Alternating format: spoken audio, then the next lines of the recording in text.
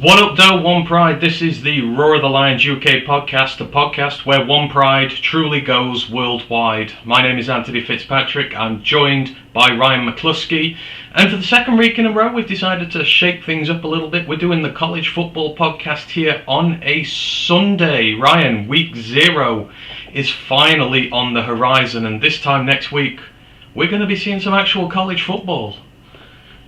Yep. It's here. The long-awaited football is back. NFL pre-season. College football is now resuming. There is some massive games. Like I say, it starts off with a bang. Like I say, like sometimes week 0 people don't pay much attention to week 1, but there's some big old games. Like I said, this time next week I'll be packing because, like I say, next Saturday I am going to Dublin, Ireland to watch Nebraska Cornhuskers and Northwestern Wildcats. Unfortunately, I'd rather be watching Notre Dame and Navy, but that's 2023, so that'd be a good game. But I can't wait. It's very rare we get to see a college football game in the UK, so I'm really excited. That's it. You know, we both like to think we're college football, maybe aficionados, but we know a bit. But go on, name me 5 players from either Northwestern or Nebraska. I can name you Casey Thompson. And Peter Skoronsky. I think he's a Northwestern. Oh, he's the left tackle. He's a very good left tackle by all accounts. So, well, we got 2. That's right. Oh, isn't this all good and fun? Right, just quickly get the housekeeping out of the way. Obviously, you know, Roar of the Lions. We have our Discord channel. If you want to get a part of that, then just hit us up and we'll give you a link. Always lots of stuff going on up on there. Roar of the Lions UK, we are part of Lions Nation Unite, the app ran by Herman Moore, obviously our famous wide receiver from back in the day. His app there is content made by the fans for the fans. Lots of good shows you can find on there. And obviously our main podcast that we usually do on a Monday, we'll be doing this sort of really at the end of the show today, so you're going to get a double dose of us here at Roar of the Lions UK. Today we're going to talk about the Indianapolis Colts game, Hard Knocks 2, etc. We're going to save all that for later on. It's going to be good fun. But as I say, first up, you've got me and Ryan here. So just to quickly shout out everyone who's in. I've seen Derek Bobarek is in the Twitch chat this evening. Welcome to you, sir. You're here every week. We really much appreciate it. And big shout out to you. You resubscribed with us on Prime yesterday, gifted us a 1-month tier sub, and gifted a sub as well. So thank you ever so much for that. Been subscribed for 6 months now. We appreciate all the support there. David Reinfurt gave us some bits as well yesterday. I'm not on my Twitch lingo yesterday, so I'm not sure what bits are, but really much appreciate it. And then we had another sub on Twitch from I Drink Ribena Sprite HK, so thank you very much for that. I love some of these names. I like the name that you get on there. Yeah, I love some of that. You're going to love the name of one of the players that I found today while doing this. It's absolutely amazing. And then in the YouTube chat, JG Thomas has joined us in there. He says hi. Hi to you. Thank you very much for joining us. And yeah, thank you for joining. Right, so over the last few weeks, myself and Ryan, we've been doing a preview of the Group of 5 conferences in the FBS in college football. These are sort of the lesser known conferences with some of the lesser known teams in them. We wanted to try and shine a little bit of a light on them there for you. We've done the FBS independents as well, and it's taken us all around the country. We started off with the CUSA and the Sun Belt, sort of down in the south and the southeast. Then we went all the way across the country to the Mountain West, over sort of the Pacific there, the Mountain West region, all that bit. We've done the American as well, which is just a little bit of everywhere in the middle of the country. And now this week we're returning home. We are going to talk about the MAC, the Mid-American Conference, circled mostly, you know, in and around our own native Detroit. Well, not our own native Detroit, but where the Lions come from. This is where the Michigan-based teams will be found, the vast majority of them anyhow. The MAC, Ryan, to anyone who's, you know, learning about these conferences as we go along, and that we, you know, say the CUSA and the Sun Belt, they're sort of where the players go to prove themselves, try and work their way up the chain a little bit. They're the sort of really forgotten ones there. The Mountain West, you know, the conference of steel, of grit, where you've really got to have an iron will to survive there. What would you say really is sort of the MAC's defining characteristics that make it, you know, a really, really intriguing conference? The MAC is fun. It's the first football of the week. Like you say, it's usually on a Wednesday and Thursday night. So they seem to play before everyone else in the country. So that's usually where I start my football week. And it's truly what I think the only conference where everyone beats everyone. There's not many where everyone can beat everyone. Like you say, you get some sides that it's well balanced, but literally anyone is worthy of a championship. I've probably seen every team beat every single team in the last few years. It's always kind of just like it goes down to the final game, who's going to make the championship. No one runs away with the MAC. And I've seen that for the last few years. It's coming down to the wire, and teams are struggling to pull themselves away. They've had the successful sides, but yeah, it's not dominated by any two teams or any team, and that's probably the best thing about it.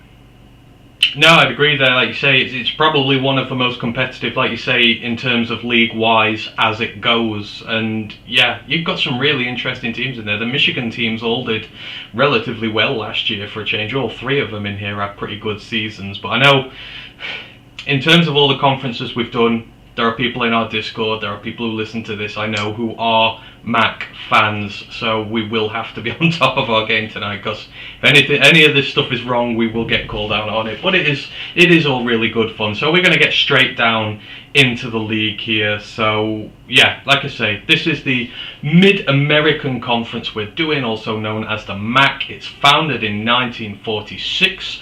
Current champions, the only team who reside in Illinois in this division, the Northern Illinois Huskies. And I know Ryan Dengel, our long-time Bears sparring opponent, he's a massive Bears fan, he's a massive Huskies fan. He was absolutely delighted by this outcome last year. They kind of made short work in the championship game, but they looked really good last year, Northern Illinois, didn't they? Yeah, they did. Yeah, they had I remember they had a strong, three-headed running back room, and it was pretty powerful. They bulldozed most of the league, and yeah, in the end, I wanted the championship game to be more competitive than it was, but it really wasn't. In the end, they made pretty light work of it. And in the last few years, I've watched college football for 9-10 years. They produced one of the best quarterbacks from college I've ever seen in Jordan Lynch. He's one of those famous guys. Like I say, he was one of the powerhouse QBs when he was at NIU, and really fun to watch. So they're a good school, yeah. Yeah, agreed. So the MAC at the minute, it is sort of, so it's in conferences. So we've got a West Division and we've got an East Division. It's divisions here. Some use divisions, some use conferences. They're really, really disproportionately matched here at the minute. So there are 12 teams altogether. So in the West Division, we've got Ball State, we've got Central Michigan, Eastern Michigan, Northern Illinois, Toledo, and Western Michigan. And then in the East Division, you've got Akron, you've got Bowling Green, Buffalo, Kent State, Miami of Ohio, and then Ohio, the Bobcats. So get this, last year, Western Michigan finished bottom of the West Division, and it felt like they had a good season, but they were 4-4 in their conference, and they finished bottom of the West. In the East, only 2 teams had more than 3 wins all season. I mean, it was sort of a case of if you finished bottom of the West, you would finish near the top of the East. There was a big discrepancy between these divisions last year. One was really good, really competitive. The other, there's a lot of bottom feeders in there at the minute. I think it's fair to say. Yeah, and this is why divisions have to go. So you can't have one good division and one bad division, because it makes for a lopsided title game. You've got to just have the best 2 teams a winning percentage of the championship game. Because let's say the West dominated, but they were going to end up playing an East side, and it was just never going to be matched up. So you either mix up the teams, or you do what nearly the rest of the FBS has done, and you just scrap divisions, you have a conference, top 2 teams with the winning percentage play a championship game. And that would have made a much more interesting campaign last season. As you mentioned, one side would have come halfway up the middle when they came bottom in their own, so it was very uneven. Yeah, absolutely. They say it probably is. a very good reason to say, like, say, scrap the divisions there, get the competitiveness up a bit. But, like I say, it felt like Western Michigan had a really good year. Well, had a decent year at least. Had some really good players there. And it's like, oh, they finished bottom of the division. So that shows you just how competitive that Western side was. So like I say, this division, you find it mostly around, I say they call it the Mid-American. So you got the 3 Detroit teams, obviously based up in Michigan. So you got Northern Illinois out in the west in Chicago. Then you go down south. You've got a lot of the Ohio-based teams. You've got Bowling Green down there. You've got Miami of Ohio. You've got Ohio in there as well. And then you go a little bit out east. You've got Akron. You've got Kent State over there, and then you go all the way over to Buffalo. So sort of, in terms of like being in America, it's actually quite a localized league, but it's still spread over quite a distance. But yeah, Ohio, Detroit, Illinois, where you're really finding the teams here. And another one of the main things, there's no realignment at the minute in time that is, there's no realignment scheduled to happen. It's one of the few conferences where there's no realignment currently. The teams are going to stay exactly the same as they are. So hopefully this time next year when we come to preview it, we don't have to change half the teams that we've done for this one. But 12 teams. We're going to dive right down into them now. We're going to have a look, see if anyone is able to come up and dethrone Northern Illinois this year. So we're going to start with the good first. We're going to start in the West Division where the better teams are found. We're going to start with the Ball State Cardinals. They was established in 1924. They play at the Schumann Stadium. Their 2021 record, they went 6-7. They were 4-4 in the MAC, so hanging around that .500 mark there in both categories. The rivalries, have a rival with the Indiana State. That's for the Blue Key Victory Bell. They lead that series 38-24-1. They've got a rivalry with Miami, Ohio. It's called the Red Bird Rivalry. So obviously the names in there, you've got the Ball State Cardinals. Cardinal is Red Bird. And then you've got the Miami, Ohio Red Hawks, as such known for their red tails there. So I think that's where that one got its name from, the Red Bird Rivalry. Northern Illinois leads that series as well. No, sorry. Ball State leads that series as well. And then they've got the third rivalry with Northern Illinois over the Bronze Stork Trophy. Now Northern Illinois lead this series 24-22-1. Ball State owned the first half of this rivalry, but in recent years it's been all Northern Illinois, apart from a couple of years in 2018 and 2019 when Ball State won a few of those games. The Bronze Stork Trophy, so this was designed by a nationally recognised sculptor named Rennie Bernee, depicts several corn stalks in tribute to the prevalence of maize around the respective home states of both these rivals, and it's quite possibly the most ugly looking trophy in all of college football, wouldn't you agree? You put a photo of this in the I did. Yeah, I put it there. It's horrible. It looks ugly, doesn't it? It's a few corn stalks made out of bronze. It's not very appealing. It's not something you'd think you'd go to hammer and tong to fight over. When you say that it should have been better, it should have been a stork holding a little, like a baby. That'd have been better. Yeah, absolutely.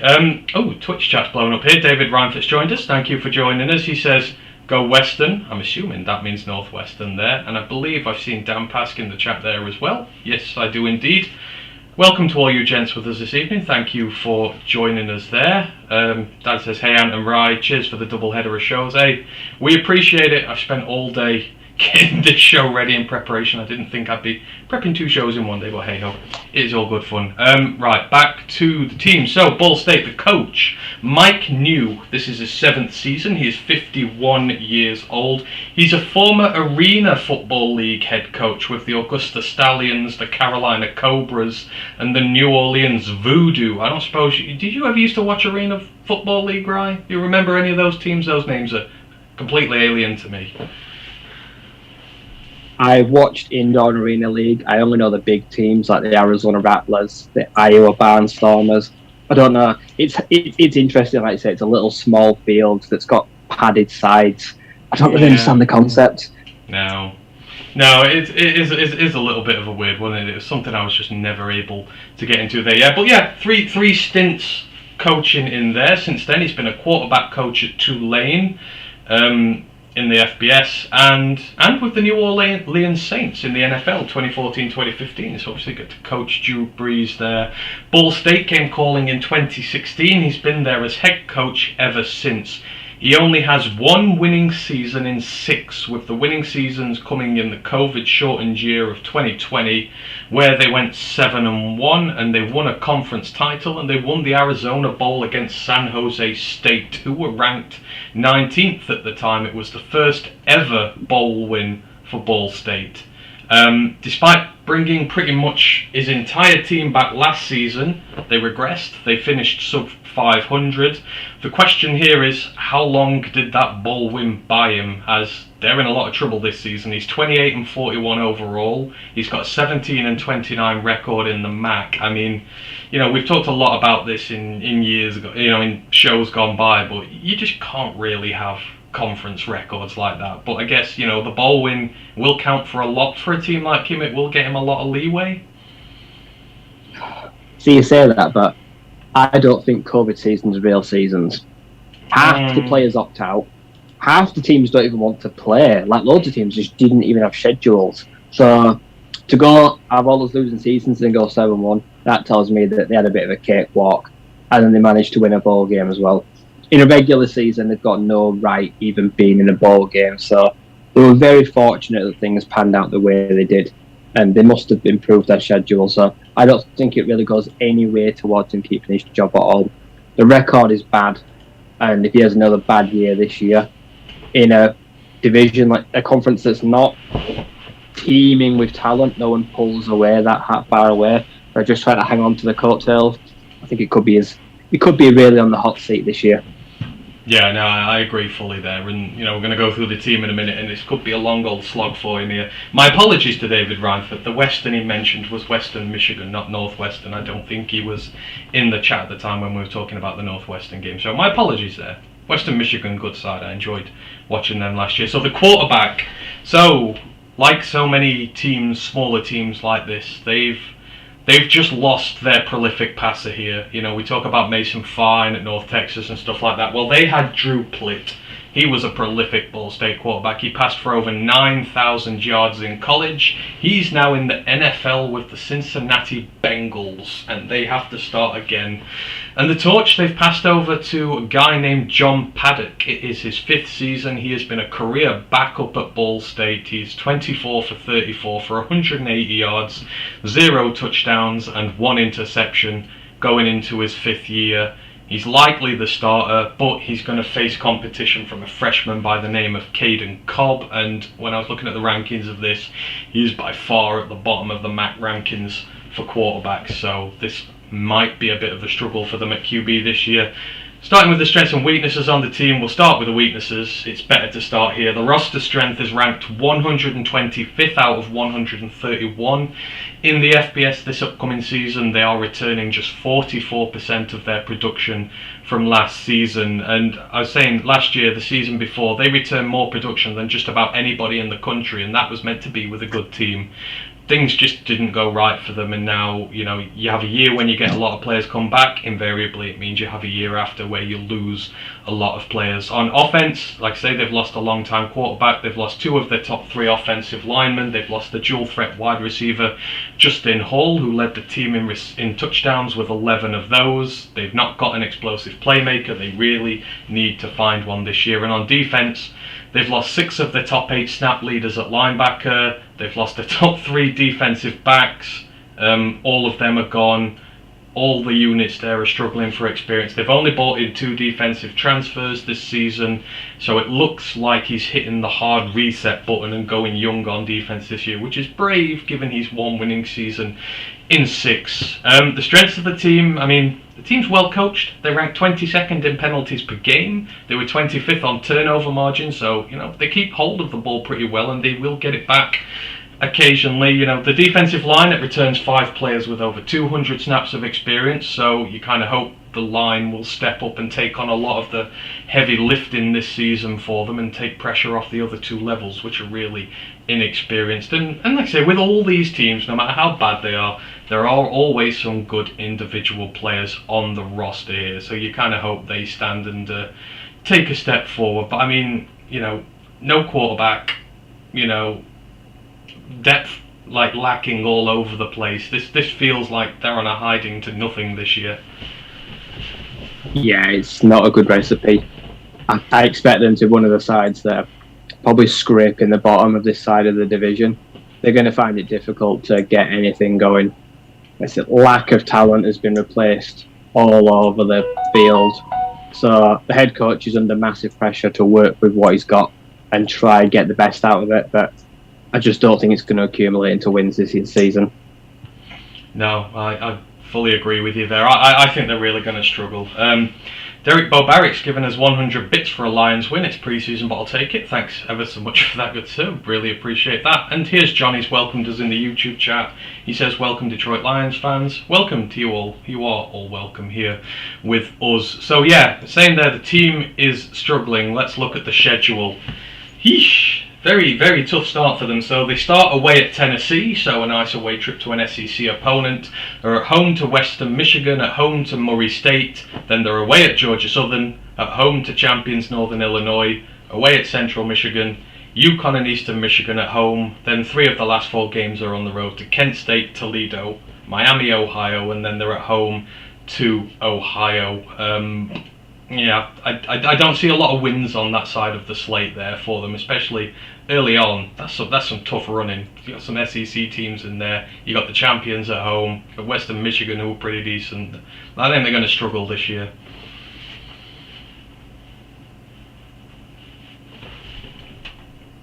Yeah, I don't think they should have much expectation this year. They're really going to struggle. I can't really pen down any wins there. Maybe Murray State if they can bully an FCS side, but that's about it. Everything else is totally up in the air. Yeah, agreed. I don't see much there for them either, but we will see. Here's Johnny says, Mum got her Masters from Eastern Michigan, brother also attended, nephew played ice hockey at Western. That is a Michigan family you have there, he says. Hashtag go Mac, indeed. Fan base is really passionate there in the MAC. Finishing off the Ball State, the player to watch, you've got the running back Carson Steele. It is his second season as a freshman. He got over 1,000 yards from scrimmage. He averaged 5 yards per play, more than 5 yards per play, 891 yards and 6 touchdowns on the ground, and 157 yards and a touchdown in the air. Averages 13 yards per catch, so some depth on those catches there. The offense runs at a 50-50 split between the run and pass, or it did at least last year, and with the quarterback situation up in the air this year, you figure they're probably going to go a little bit run heavier, so the ball's going to come to him, you're going to have more opportunities there, so expect his numbers to go up, probably going to hit 1,000 yards on the ground if he can stay healthy. So Carson Steele, the running back, he's the guy to watch there at Ball State. Now, moving on. We're going to hit our first Michigan team. We're talking about the Central Michigan Chippewas, and they're involved in one of the best games that I saw last year. We'll get onto that in a minute. So they play at the Kelly Short Stadium. Their 2021 record, they were 9-4. They went 6-2 in the MAC. They lost the West Conference to Northern Illinois on the same record, as Northern Illinois won 39-38 in their game in season. Oh, how little things change. On one field goal, the conference would have been theirs. The rivalries, obviously, you've got the rivalries with the in-state ones. Western Michigan, this is a long-standing in-state rivalry, first played in 1907. So there's a trophy they play for. It's a cannon.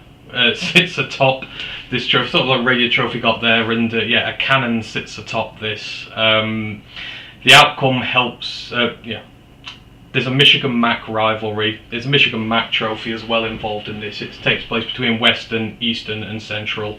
Whoever wins the most games out of this rivalry during the season gets the Michigan MAC trophy as well. So there's a lot on this, but I mean, I talked about one of the best games I saw last year. This Central Western rivalry has produced some real barnstormers, but you remember the one I'm talking about, right? The one where Western were so heavily favoured last year, and then a certain player by the name of Khalil Pimpleton, who's on the Detroit Lions roster at the minute, turned it on its head with a couple of wonderful return touchdowns, and they went and put 40 down on them when the game was done, and it was such a terrific game to watch, and just sort of indicative of just the fight that Central had in them last year. But It's a great rivalry, but wonderful game last year. Yeah, they caught them cold. Like I said, they went into games such heavy favourites, set the tone early, but then special teams players changed the whole momentum of the game. They wrestled it away, and in the end, they were shell shocked.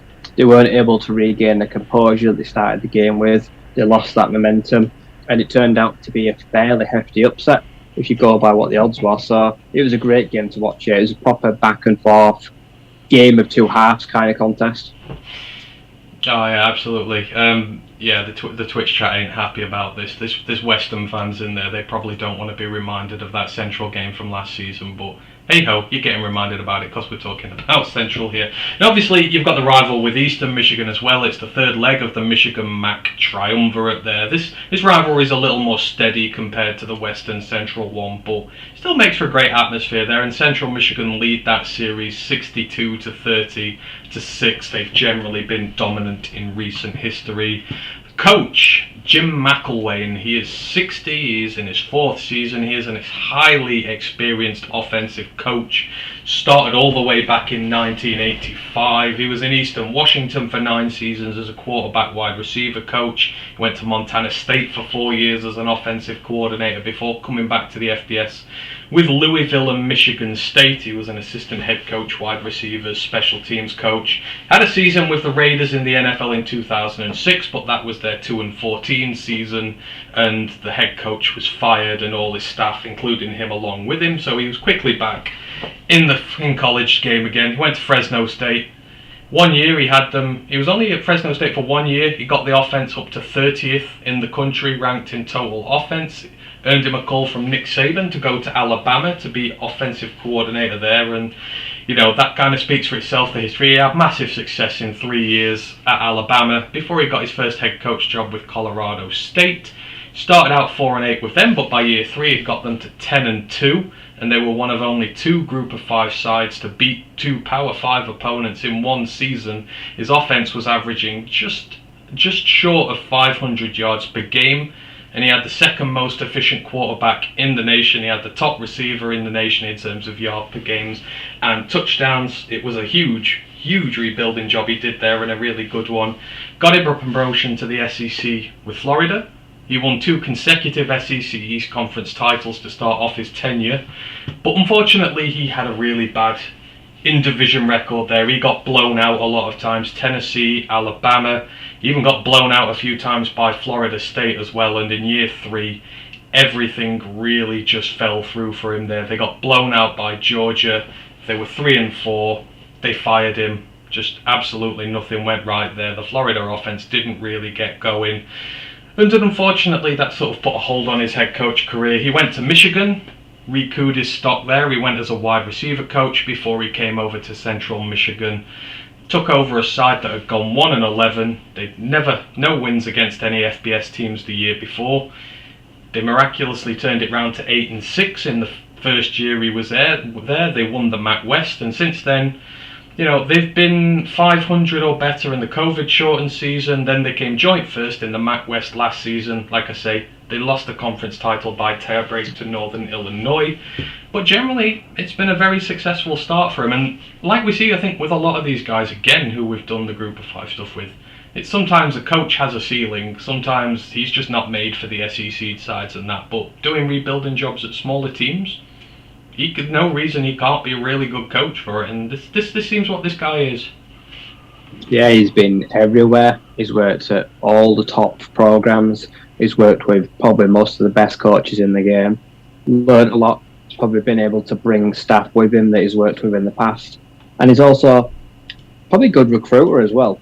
You don't go to all those places and don't learn a thing or two about being able to get players to come into your team and choose them over some bigger programs. So he's well experienced. You're not going to get much more experience going to a side like them than him. So yeah, he's been around the block a few times, and yeah, he's had them performing.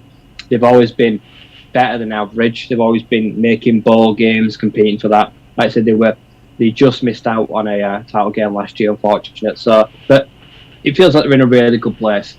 They've got that stability that most sides crave.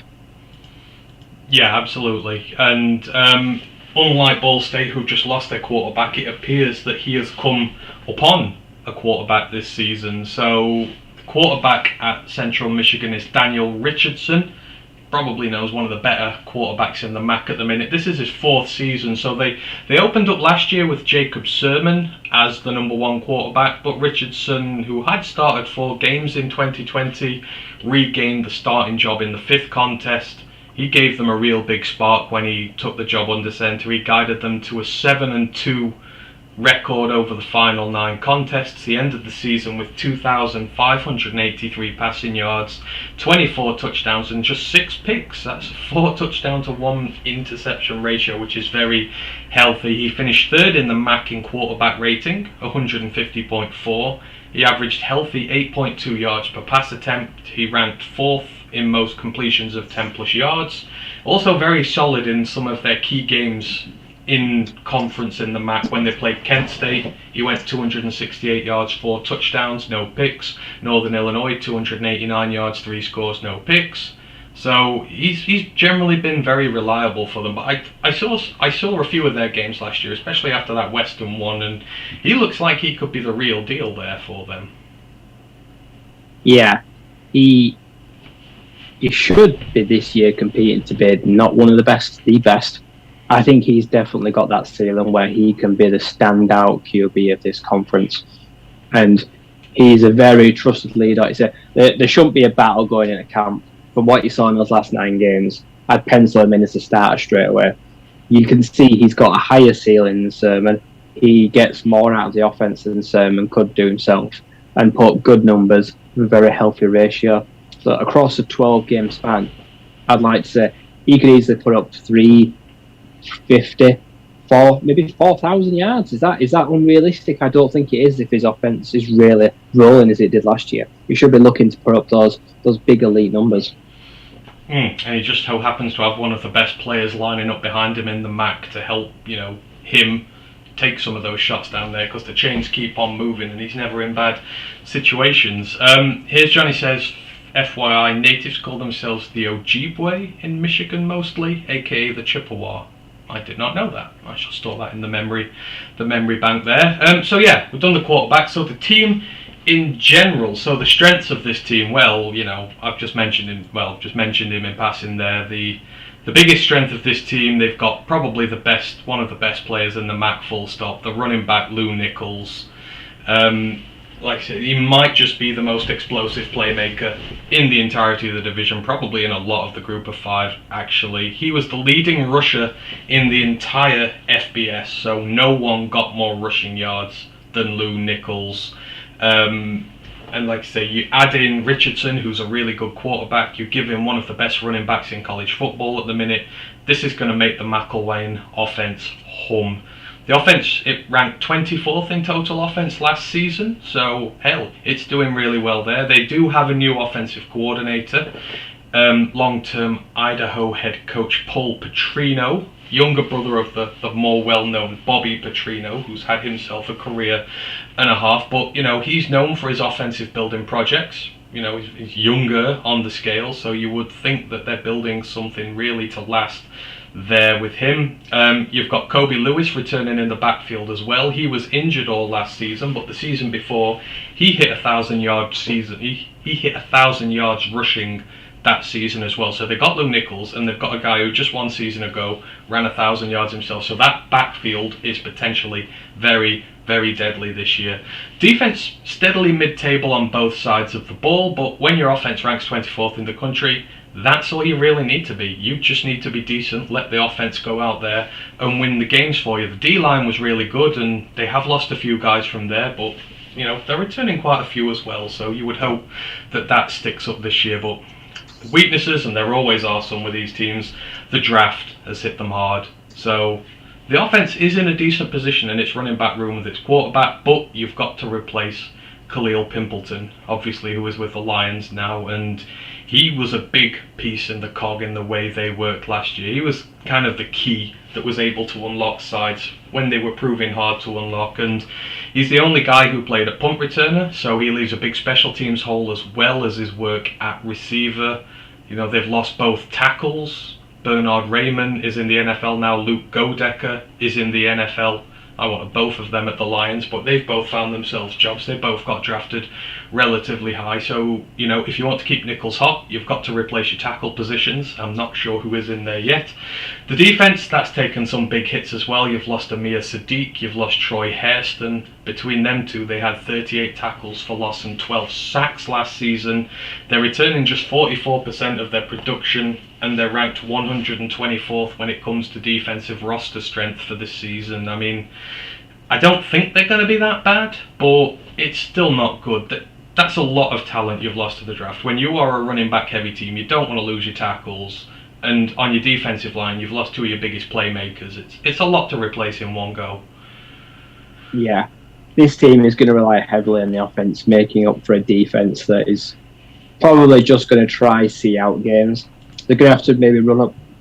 Going to have to try and run up the score a few times to try and give themselves a healthy lead, just to make it a little bit more of a easier job defending it. But yeah, if they don't replace the tackles and they just put in guys that just try plug and play, which usually don't work, that run game could come to a grinding halt. And then if everything's on Richardson, if he can't have any rushing offense, then that's going to be a big ask for him, trying to replace a number one receiver as well. So it'll all come down to the line. If the offensive line just carries on like it didn't skip a beat, I expect this team to be in contention to win the division again. Yeah, absolutely. I agree. If they can find a way to get that going, if they can if they can fill in some of these gaps here, they're still well primed to have a go. Because they've got the main bits, they've got the game-changing running back, they've got the quarterback. The defense is solid enough. So yeah, I would expect them to compete again, hopefully. But the schedule. The schedule is a little tough for them this year. So they start away at Oklahoma State, then you're at home to South Alabama and Bucknell, then successive away trips to Penn State and Toledo, at home to Ball State, away at Akron, at home to Bowling Green, then you've got a bye. Your last 4 games you're away at Northern Illinois, at home to Buffalo, then you finish with a pair of I want to say derbies, but that's what we say over here, rivalries. So you're at home to Western Michigan, you're away at Eastern Michigan. But I mean, those first 4 games, they could be very, very definitive for them. Oklahoma State, Penn State away, South Alabama, no pushovers at home. You would hope to see them set a tone early here, because that's a tough opening for them. I mean, they probably need to go 8-4. If they don't get out from the first 4 games, I reckon they need to run the table to win the division. I think that, and that's a big ask. Because let's say if they take some beatings, and if they can't afford to pick up any injuries, if they pick up any injuries in the first 4 games, and then that final run in, they're understaffed, it's going to be really hard. But yeah, they need to win, I'd say, at least 7 of those last 8 games, because they're nearly all division games as well. They will all go towards tiebreakers, and we know how important tiebreakers are in this division, because the teams come to with records so close together. Yeah, they won't want to lose out on a head-to-head record again. That'd be gutting to do that 2 years in a row. So yeah, hopefully they can get a couple of wins in those first 4, make it easier for themselves down the stretch. The player to watch, obviously, Lou Nichols is the guy there, but just fun. Outside of him, pick the defensive tackle Jacques Bristol. Like I say, the D-line's lost some big pieces this season, but it will give opportunity to those who are staying around. Bristol last season had 5 tackles for loss, 3 sacks, 3 passes defended, a forced fumble last season alone. That was with a lot of other guys eating on the line as well. So watch for him to take a big step up in production this year as he assumes the senior role on that line. So yeah, Jack Bristol, the defensive tackle, the guy to watch at Central Michigan. And we're staying in state. Next up, we're moving to the Eastern Michigan Eagles, established 1891. They play in the Rynearson Stadium. Their 2021 season, 7-6. They went 4-4 in the MAC, so a shade better than 500. Rivalries, we've already discussed them with Central and Western. The coach, Chris Crichton, 9th season, 53 years old, and he is an offensively minded coach. This is a guy who really earned his stripes at the lower levels to get the chance in the FBS. He started at Concordia in Illinois in 1991. Actually went over to Sweden for a season with the Liman Griffins? I'm not sure. I think it's Liman Griffins. He was a quarterback and a coach there. Won a Super Syrian Championship, which is their equivalent of their top league. Went back to the US after just 1 year. Spent 4 seasons with Manchester and Indiana as an OC. Moved into head coach work after that. He spent 4 years with the Ottawa Braves in Kansas. He went 32-9.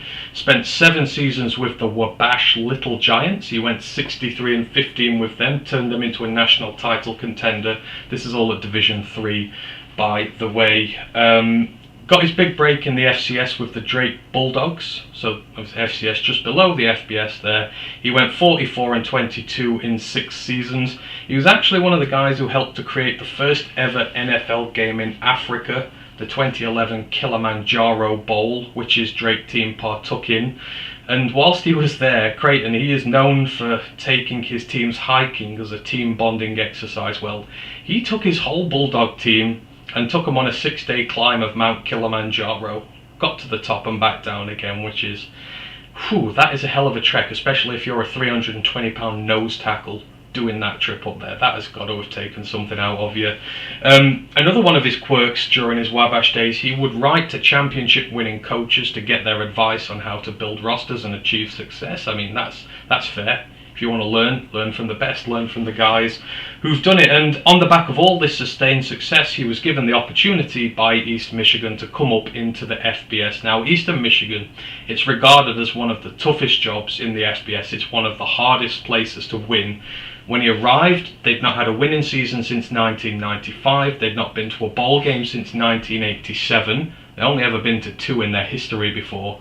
And the first 2 seasons showed this. He went 2-10 and 1-11, just a single victory in the MAC, and the calls were to drop the Eagles down into the FCS. But the calls weren't listened to. They stood by him. They give him a year 3, and he turned it round. He went 7-6. It was their first winning season in 21 years. They got invited to the Bahamas Bowl, which was their first since 1987, and they had a victory over Rutgers, which was their first ever win over a Power 5 opponent. Now, since then, minus the COVID shortened year, he's gone 5-7, 7-6, 6-7, 7-6, as he's attained, a good level of respectability. The Eagles. He's worked every year with a roster that is ranked bottom 30 in roster strength, and he gets them to 500, just above or maybe just a little bit below. And the 4 bowl appearances he's had since he went there is double what the entire school history is for appearances in bowls. He hasn't yet won one, but he's got them to 4, and he's currently serving as his own offensive coordinator. But I mean, this is a guy who's fought his way up from the very bottom, and that's a really respectable record with the Eagles, that is, considering it's so difficult to win there. Oh, this guy probably get a statue built. When he leaves, they will leave him probably in the highest respect of any coach that's ever been there. It's going to be hard for anyone to follow suit with what he's managed to achieve. To go from 2 years where some would have been fired straight away because it just would have thought this just isn't working, to get that 3rd year and then to go nearly 500 for like the next 4 years combined is pretty impressive with a school that, like I say, it's not the biggest recruiter. Like I say, it's not stacked with talent. It's not got a very good history, and it's probably got fans that are probably pretty hard to please because they've had such a poor time. So I reckon right now they must be delighted with how it's going. Like I say, the amount of bowl appearances, he's not managed to get all the bowl wins, but getting them there is an achievement in itself. So I'd say he's been very successful. Yeah, absolutely. It's a hard place to win, but if you can just attain that consistency, especially at one of the small sides, they'll take that, because they'll remember the days they were going 1 and 2 wins all season there. But I say every year is tough. He has a roster to work with that isn't ranked very high, and he somehow seems to get it out of them. But this year is no different. So the quarterback, his name is Taylor Powell. This is his 1st season at East Michigan. It's his 5th in college. He was a 3-year guy at Missouri. Did not get a look in, so he transferred to Troy last year, where he was meh. He had 1,251 passing yards, 66% completion rating, which is actually really good. 7 touchdowns, 6 interceptions in 6 games before he got injured, and then he transferred over to Eastern Michigan. So maybe some potential to be unlocked in there. The strengths of this team, well, we've kind of already mentioned it. It's the coaching. Not many coaches are going to be able to work with rosters who on paper are bad and be able to find a way to consistently get his team up to 500 and above. They were the number 1 ranked team in the nation when it came to penalties per game. They are incredibly disciplined, and that's one thing you have to be if your roster is maybe shorn of all the big stars that some of the other teams have. Be disciplined. When you're disciplined, you maximise every chance you have to capitalise when a team is playing bad against you, and they did. Number 1 in the nation. No one was better at them when it came to giving penalties away. There were very few per game. The offensive passing success was 17th in the country. They are returning a 1,000-yard receiver in Hassan Beydoun, as well as all pretty much last year's wide receivers and tight ends. Unfortunately, last year they had Ben Bryant throwing. He's gone over to Cincinnati. He was a veteran who knew what he was doing and had a lot of experience in the game. So is it going to be affected by that? It remains to be seen. But in fairness, it was Bryant's first season as a starter last year, and it'll be really this one for this guy. He's more experienced, so who knows? The weaknesses, the defense was a horror show last year. They ranked 107th in total defense, 127th in defensive rushing success, 115th in defensive rushing success. They were 103rd in 10+ yard plays allowed, 96th in sack percentage, and they gave up 6.3 yards per play on average, which ranks 110th in the country. Now, they're not short of experience. The defensive coordinator's been there for 7 years, and he has a track record of doing better than he did last year. They're returning 14 players who have more than 200 snaps, so maybe the experience will be able to help them there. They've gone in the portal. They've brought in Chase Klein from Michigan State and Joseph Spiraccio from Boston College, both linebackers, and so hopefully you might be able to get a little bit more out of them there. But I don't know. We say these teams are bad, but then he consistently leads them to better. So I can say they're as bad as they want, but history says he'll still be able to get something out of this team. Yeah, the defense last year was terrible. It's probably got a massive room for improvement.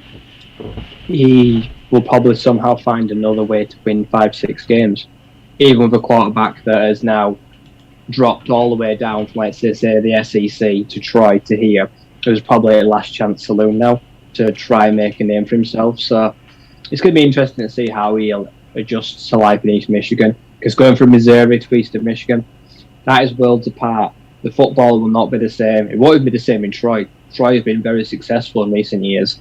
So he's going to get a bit of a culture shock, I imagine, of what he's expected to do and how difficult it's going to be. But yeah, he's returning a lot of production. So he just needs to find some consistency and try and lock the quarterback that he thinks he can be. So I think it'll probably still be another average year. Yeah, and that's really all you can ask for with them. So yeah, I hope they do well there again. The schedule, I mean, you're going to get to see these guys pretty early on in the season actually. So they start at home to Eastern Kentucky, then they're away to the Louisiana Raging Cajuns, and then your own Arizona State Sun Devils, 2 tough road games. At home to Buffalo and UMass, then they're away at Western Michigan, at home to Northern Illinois, away at Ball State, at home to Toledo, away at Akron and Kent State, then they finish off at home to Central Michigan. I mean, talk about baptism by fire there, but if they can get through those first 3 relatively unscathed without a really big tanking on their hands, then it might set up well for them. My Sun Devils, they're a mess. I will worry about every team that comes to town. There will be one major upset in our schedule this year. Will it be Eastern Michigan? Who knows? But there's no reason to fear as Arizona State, because it's just not going well on the field or off the field as well. No one's happy, so they're probably playing them at the best time. They could end if things don't go well and they upset ASU. That'll be Herm Edwards' reign in the pan. He will be gone, hopefully. I'll be rooting for Eastern Michigan that day, because I am sick to death of this coaching team. Hoping Herm's the first guy fired so we can celebrate it on the college party. Yeah, no, agreed. Yeah, well, you never know. They might be able to cause an upset, who knows? Depends on how quickly they're able to gel this year. Finishing them off, The player to watch, the defensive tackle Jose Ramirez. He's 6'2", 251 pounds. He is a hard-hitting lineman who filled his boots last season. He finished with 62 tackles, 11 tackles for loss, 6 sacks, 4 passes defended, 2 forced fumbles. He's been put on the Bednarik Award watch list for this season. That's basically the College Defensive Player of the Year award, and quite a few guys get put on this, but it's still an achievement itself to be put on the watch list. That's sort of the esteem he's held in around the league. So Jose Ramirez, the defensive tackle at Eastern Michigan. Now we move on again, and we have the champions, the Northern Illinois Huskies. And for the next 10 minutes or so, I need to be really nice, because Ryan Dengel said he might be listening in, and I don't want to insult the Huskies too much. They were established 1897. They play at the Husky Stadium. 2021 season, 9-5, went 6-2 in the MAC West Division champions and MAC champions. The rivalry is the Bronze Stork Trophy. We've already mentioned that one already. We'll not go back to it because it's an awful trophy there. The coach, Thomas Hammock. He is in his 4th season. He is an offensive coach who has mostly been a running backs coach. He's held the position first at Northern Illinois when he started his coaching career, Minnesota, Wisconsin, and he was with the Baltimore Ravens in the NFL for 4 years between 2014 and 2018. Northern Illinois is his first head coaching job. They came calling in 2019. Like I say, he's been a coach there in the past, and it just happens to be his alma mater as well, so he's very well familiar with the university. He took over a team that they were MAC champions, so he took over quite a successful team actually. He struggled initially. He went 5-7 year one. He went 0-6 in the COVID shortened year, although as Ryan said, it kind of doesn't count. Their season was arranged very late on at the last minute, so it was it wasn't fair to him in fairness. And then year 3, everything came together. 9-5, 6-2. He's restored them to the top of the MAC. How's he going to build on things from here? This is a weak conference in some areas. Any chance you reckon they might be able to establish a dynasty here? I mean, I wouldn't like to rule it out. Like I said, NIU have had some impressive teams in the past. In those years he wasn't there, he was in Baltimore. They had some good rosters and they sent some players to the NFL. And they had some success. They had some good winning years. So, and I know who was on the roster and who was on the roster last year. There's some talent here. They're still probably the team to beat, and I think there's still probably someone that has got the biggest ambitions to win it. So I think the coach leads NIU, and I think he'll probably feel good about where the team is this year. So some teams have lost talent, they've lost a bit, but I think they'll be the ones best suited to either replace it or just carry on without it. Well, we'll see. We'll have a little look through the team now. Just first, Hats House 710 has joined us on the YouTube chat. He says, "Go UCLA." We'll see you guys soon in the big. Ryan's an Arizona State fan here, so you're sort of rivals there at the minute. But yeah, you're coming over to the big. And yeah, thank you to all the guys who are still in Twitch having a chat away in there. If you've got any questions for us about this, just let us know and I will keep checking. So, mention the coach, Thomas Hammock, the quarterback. He will be known in Michigan. We knew him. We sort of kind of thought of him as a bit of a joke for a while, but he turned into something last year. Rocky Lombardi, 6'3", 227 pounds. This is his 5th season. Spent his first 3 seasons at Michigan State, where he did precious little, to be fair.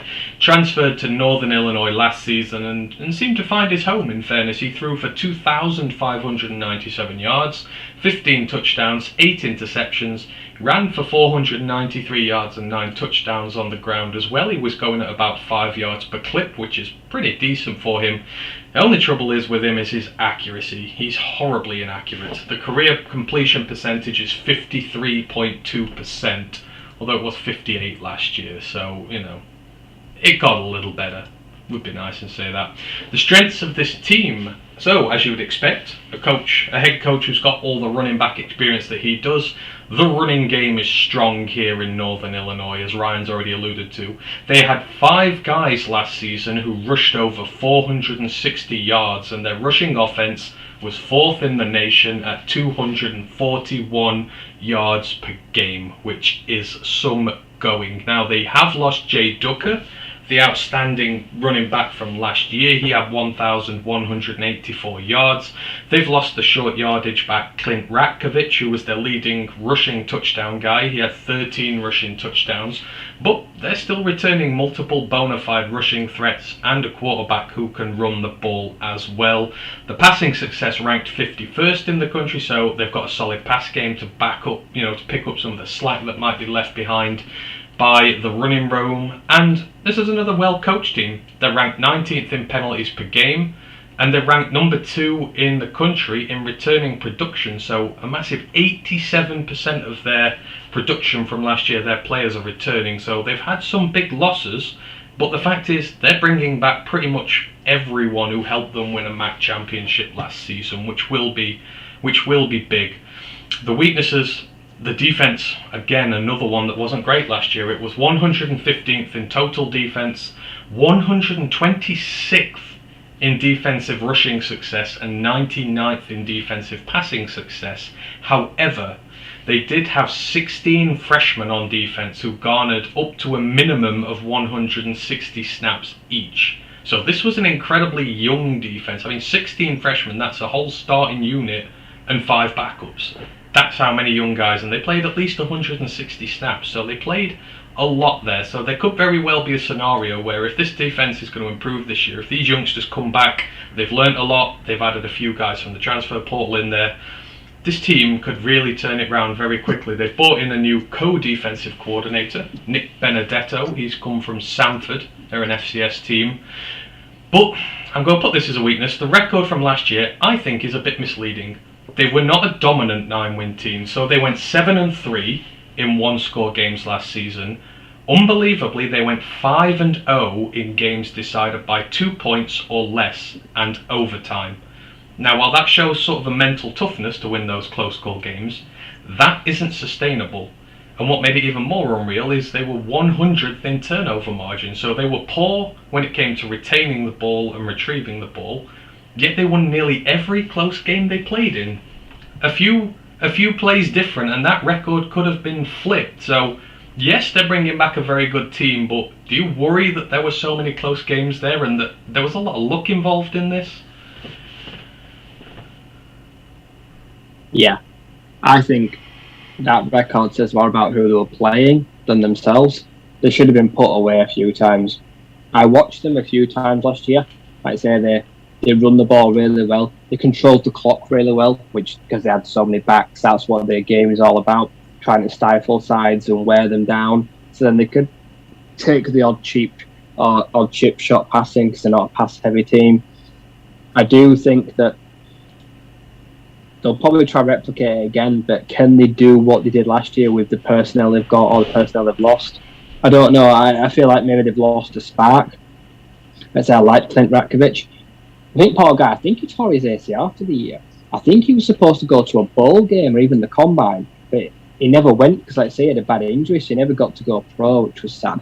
But yeah, I think if they're going to try to replicate everything they did last year, it's going to be a very run-heavy offense.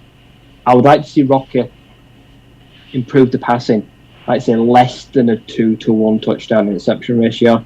If it's going to be his final year, he has got to increase the accuracy, and he needs to be a little bit more, I'd say, advanced going towards down the field and take a few more shots.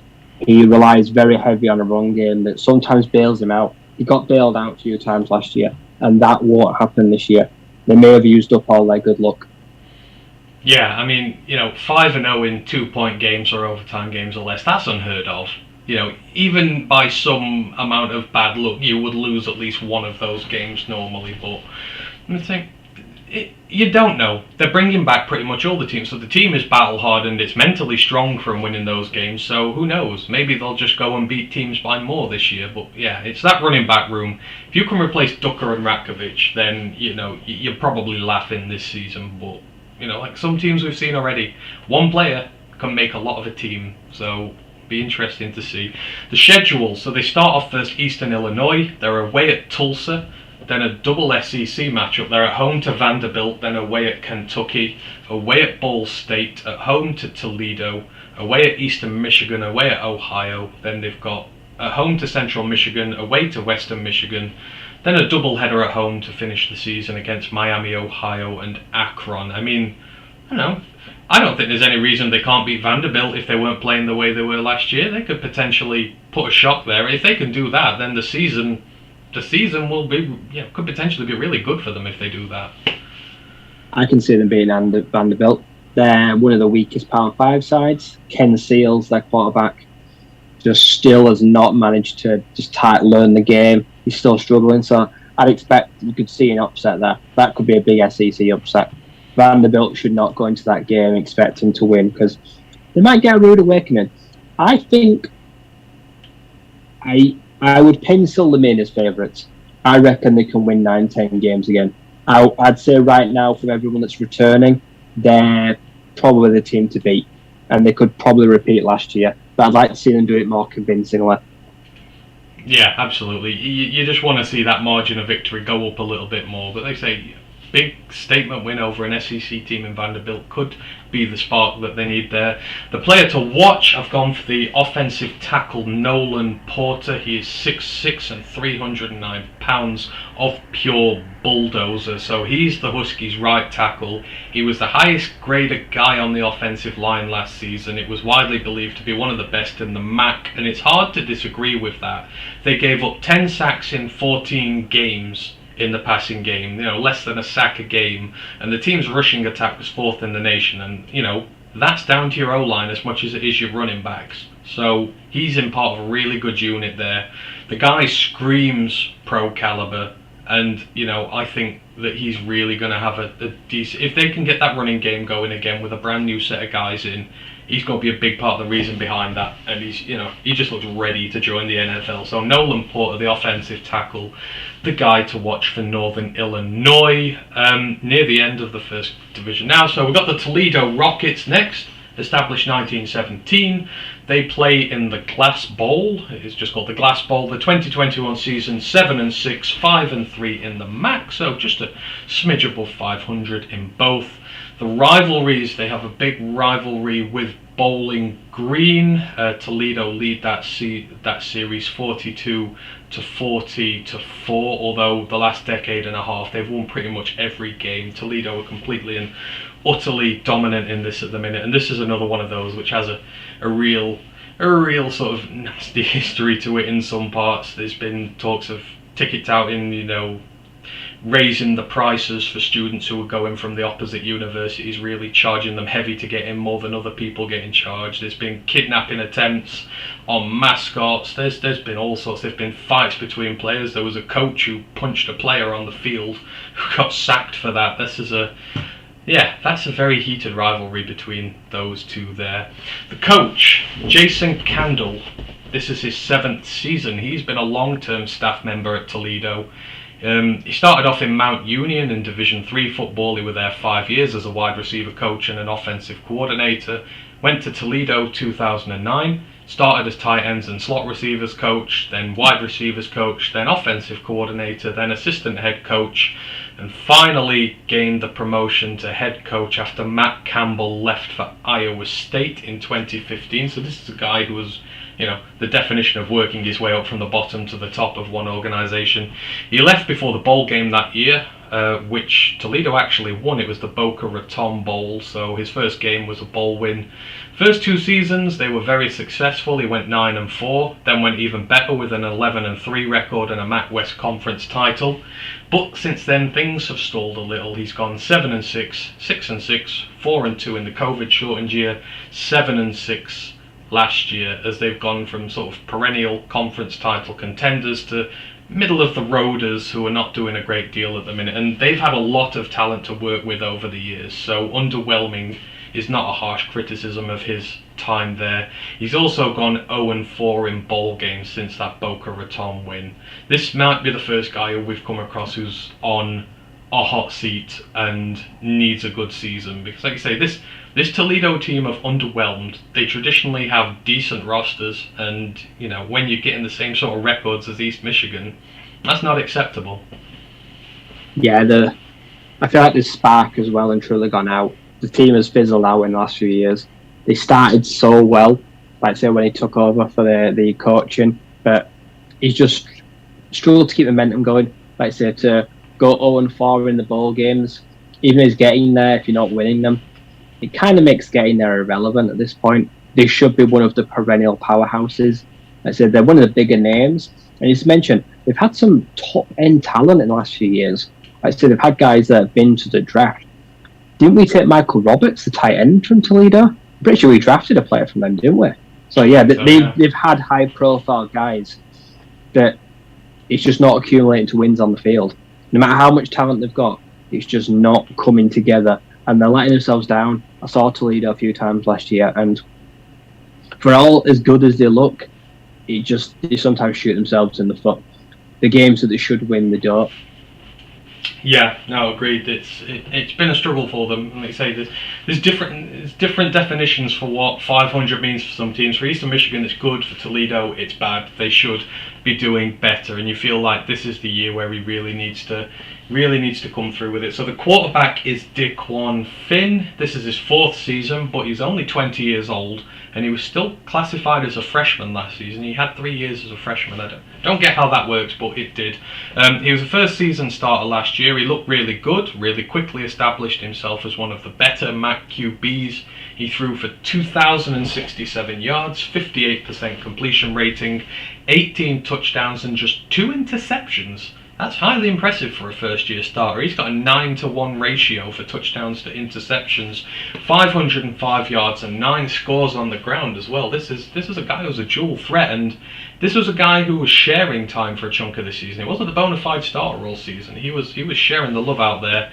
He finished tied for 2nd in MAC quarterbacks in connections of 40-plus yards. He had 10 of them, and he was 4th in yards per attempt, 8.2. So don't think that 2 interceptions are just because he's throwing screen passes and short plays. He was bombing it down the field and still not giving the ball away. So, I mean, for a first-year guy, those are impressive numbers on the ground and in the air.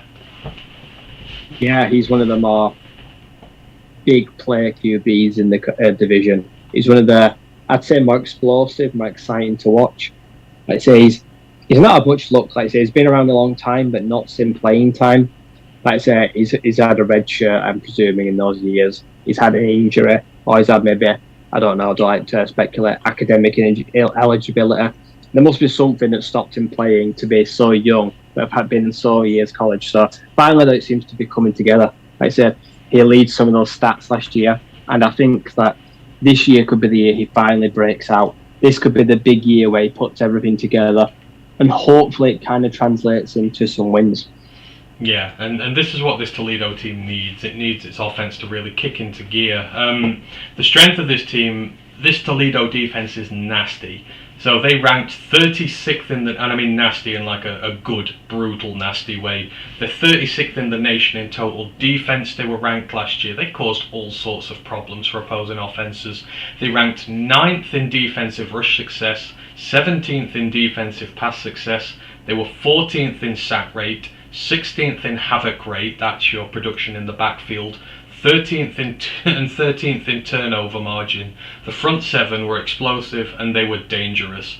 Coming into this season, the defensive roster strength is ranked 43 in the country, so they have the talent and they've got 74% production returning from last year. I think this unit's going to be a monster once more, and what this team is going to be built on. And like I said, on the flip side, the weakness was the offense. It left a lot to be desired. The run game did well. They were 58th in offensive run success, but they've lost outstanding running back Bryant Koback. He had 1,400 rushing yards, 1,700 all-purpose yards, and the next best rusher after that was the quarterback, who's still in there. Now, they've bought in Maryland transfer Penny Boone, but he only had 170 yards and 2 touchdowns last season, so he's not a proven commodity as of yet. The offensive passing success on the other hand, 115th, which is kind of explained Finn's low completion ratage. They did struggle a lot there, but do have confidence the quarterback's going to come good, so I don't think they're going to be that bad again this year. But the part where they really struggled was on 3rd and 4th downs conversions. They ranked 97th and 99th respectively on third and fourth down conversions. They really struggled, and that's something they need to fix. They've brought in Mikael Barkley from TCU. He's flash talent, so they've got some options at wide receiver there. Hopefully to be able to pair with the second-year quarterback, and hopefully that improves. On the defense, the only thing they need to improve is chunk plays. They gave up 165 plays of 10 plus yards last year, so they bought a lot of pressure, did a lot of damage in the backfield, but they did get burnt a few times because of that. And discipline wise, they need to improve. They were dead last in the entire FBS in penalties per game, so that's just going to hurt you big time. When you're collecting yellow flags at that rate and you're hurting yourself too much, talent simply gets nullified if you're behind the chains all the time. So you can see the building blocks for them to be really good, but you can also see the stumbling blocks that mean they could just be really bad here. Yeah, this is a team that it just shoots itself in the foot, doesn't it? Like you say, they don't get beaten by other teams, they beat themselves. To have like one of those nasty defenses, but then also give up all the penalties in the world, and constantly on offense, they're behind the chains. They're in like 2nd and 8, 3rd and long, not converting on 4th and down or even going for it. It's disappointing. Like I said, there's so much talent here. This team should be doing much better, but they just won't let themselves. They need to rely this year on a heavy defense that can be more disciplined. And then if the offense can just get something going, they're going to be a contender. Don't waste such a good defense, like I said, that has been really good and creates big plays. You can live with getting burned a bit. Look at Trevon Diggs. Gets burned all the time, but he makes up for it by making explosive plays. So on the defense, you can live with that.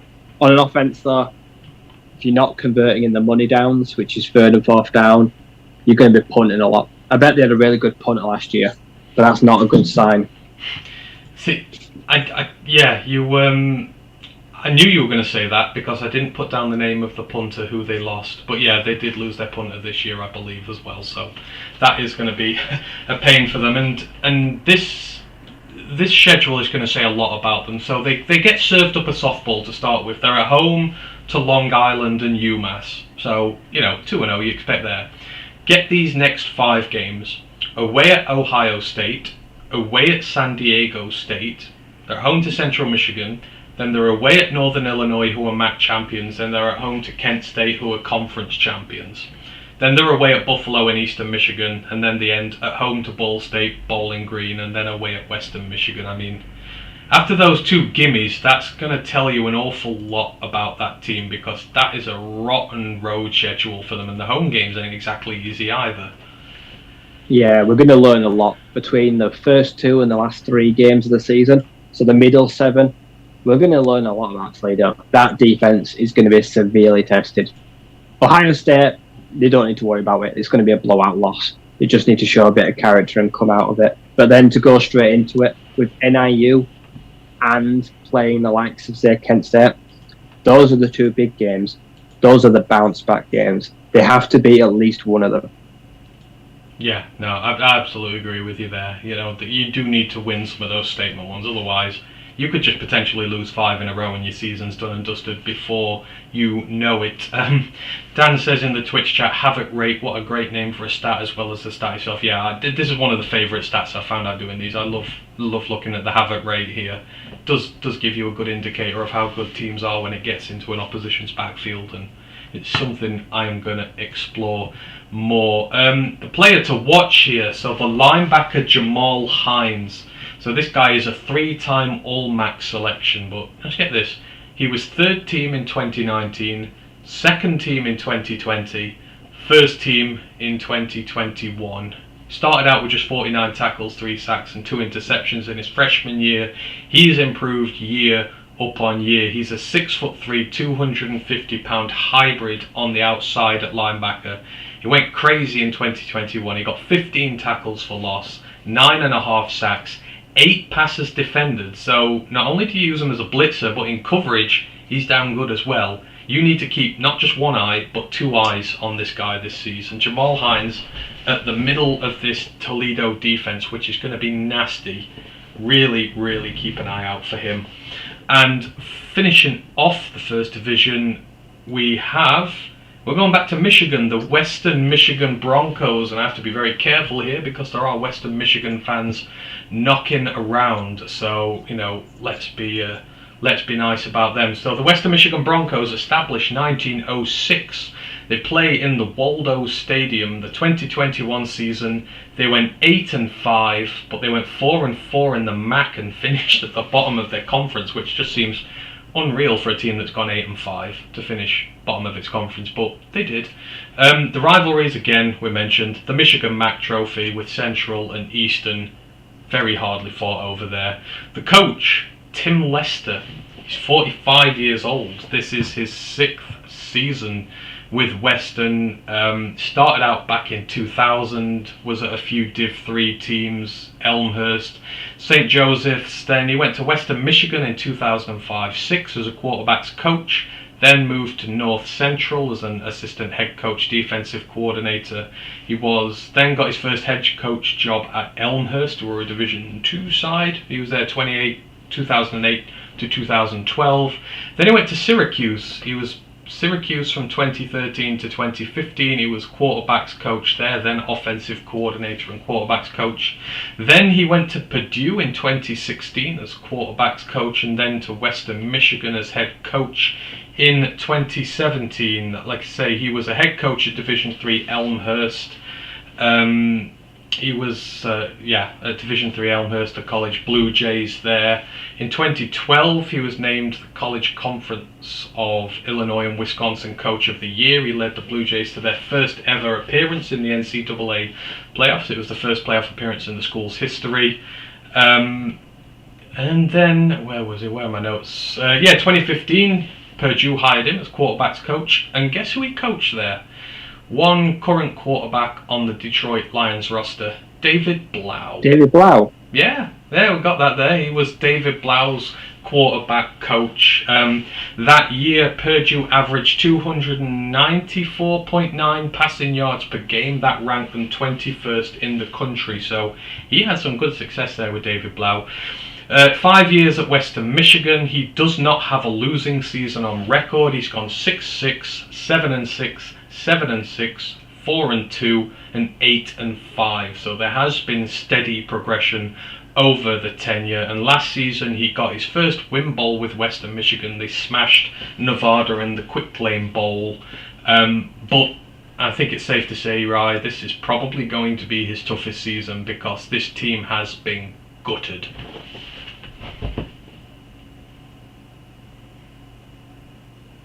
Yeah.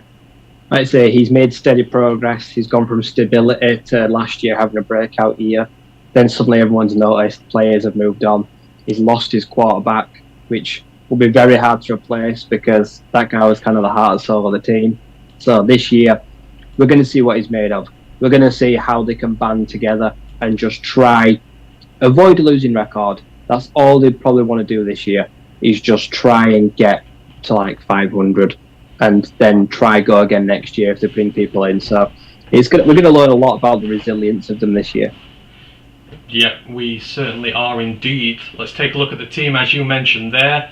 Western lost their starting quarterback, Caleb Ellaby, declared early for the draft, a decision that appears not to have paid off for him for the time being. I think he's a free agent at the minute. I don't think he's on a team currently, although I could be wrong.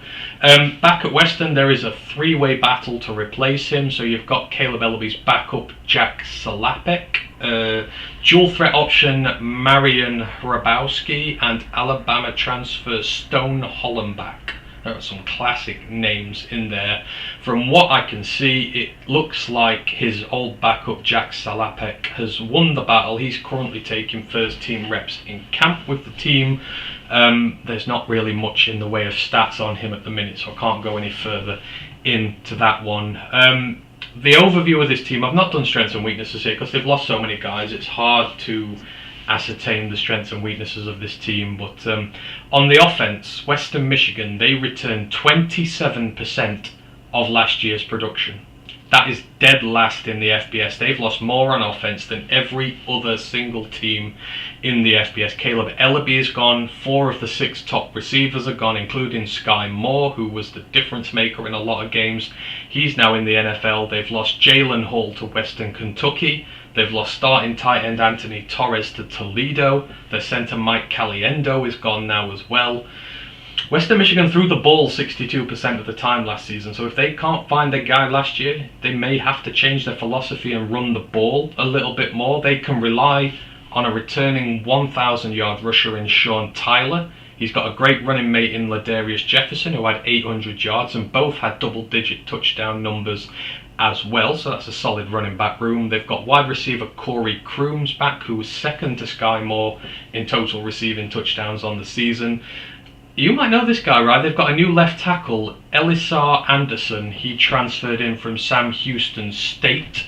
He's a guy who's come in with a big reputation, but make no mistake, this is a big rebuild job for them this season, and anything could happen because this offense is what carried them last year. On defense, they're returning a much more respectable 70% of production from last season, but they've still got some big losses to deal with, none more so than the edge Ali Fayed. He filled his boots last season. The secondary was a paradox last year. It ranked 7th nationally in passing success rate allowed, but was 92nd in 20-yard plus plays allowed, as shown by their ranking in defensive explosive plays, which was 124th in the country. So they were great defending against the pass, but then a lot of the times that they did get breached, it was by the deep ball. So that kind of needs sorting this year. They ranked 67th in defensive run success, so that's middle of the pack. It can always stand to get better, but I mean, they've lost more production than anyone else in the entire FBS. That's never going to be easy to just bounce back from. I don't think any of those three QBs can replicate what Caleb Elway did. I think the backup is probably going to be a relief, maybe a bit of respite until they can bring someone in. But it won't surprise me if we see at least one, if not all three of the QBs play this year. I think they're going to struggle to find rhythm. They're going to rely very heavily on a run game that is actually returning somebody, because across the board they've lost both bodies. And the defense, you're supposed to have a bend but don't break, but they break a lot. Like say they get caught out, they overcommit, they give up big explosive plays, and we saw that last year. Like you say, special teams got caught out, they lost concentration, they didn't keep contained, things like that, mental errors, and just giving up big explosive plays.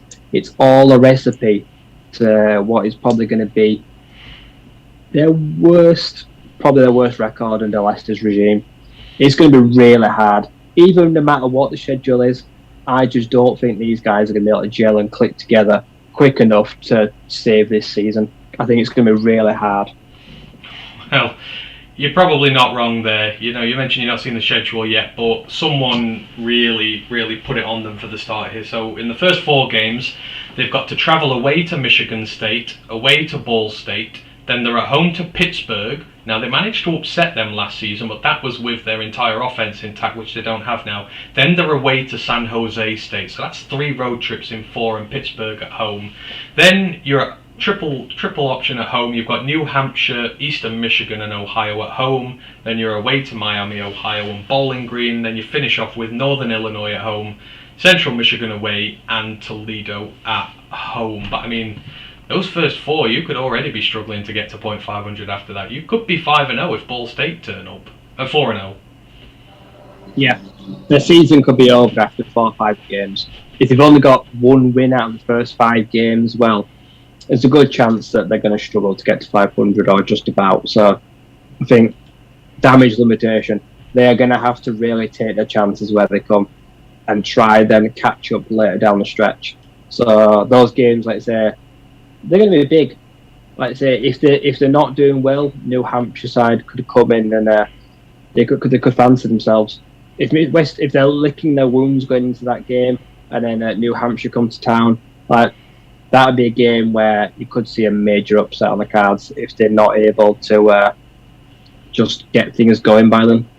Yeah, no, agreed. That first 4 games could make or break them there. That's just such a huge schedule for them. Like I say, they upset Pittsburgh last year, but odds of that happening again, even with them having Keaton Slovis under centre, not high. So you've got to win out sort of the end of the season there to get back. But hopefully they give him an opportunity. He's done well there overall. He's not got a losing season. He's lost a lot of players this year. He's earned a year maybe down just to rebuild that team a little bit and hopefully get that defense a bit more up to scratch. So that is the West. We've just got the East Division to do now, and a lot of the better teams that we talk about more are in the West. This East Division, it was not good last year. Like I say, just 2 teams managed to finish with more than 3 wins on the schedule, so we ain't going to be talking much positivity in this half of the show. So the first team we have up are the Akron Zips, established in 1891. Now, I went and checked this because I was curious. Apparently the Zips name comes from a set, it was a brand of rubber boots that was made by a company that was headquartered in Akron. They used to be called the Zippers a long time ago, but apparently it was to do with these rubber boots that they were named Zips. I don't know. I don't make these names. But yeah, that's why they're called the Zips. They play in the Infocision Stadium. The 2021 season, they went 2-10. They went 1-7 in the MAC, so not a great season.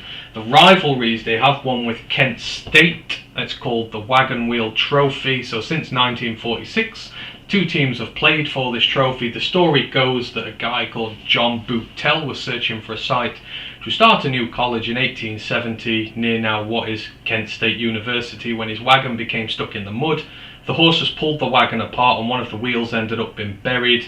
He would eventually settle at a site in Akron for Bucktail College, which would become Akron College after so many years.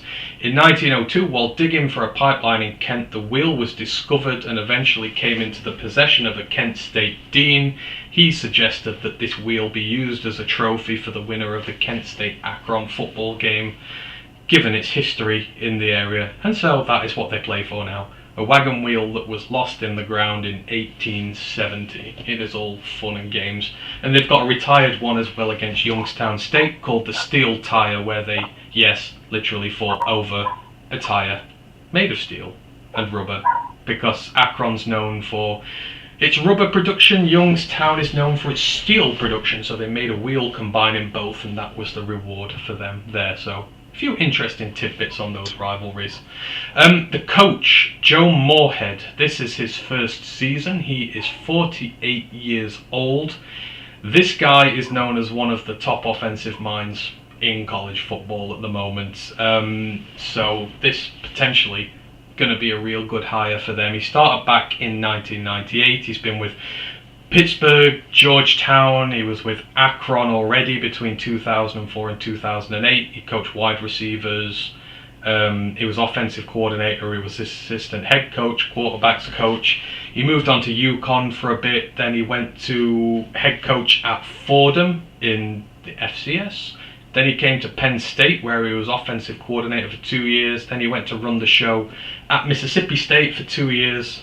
Then last year he was at Oregon as their offensive coordinator and quarterbacks coach. 2020 to 2021 he was, and this is his first season here with Akron. So when he was with Mississippi State, he led them to an 8-4 record his first year.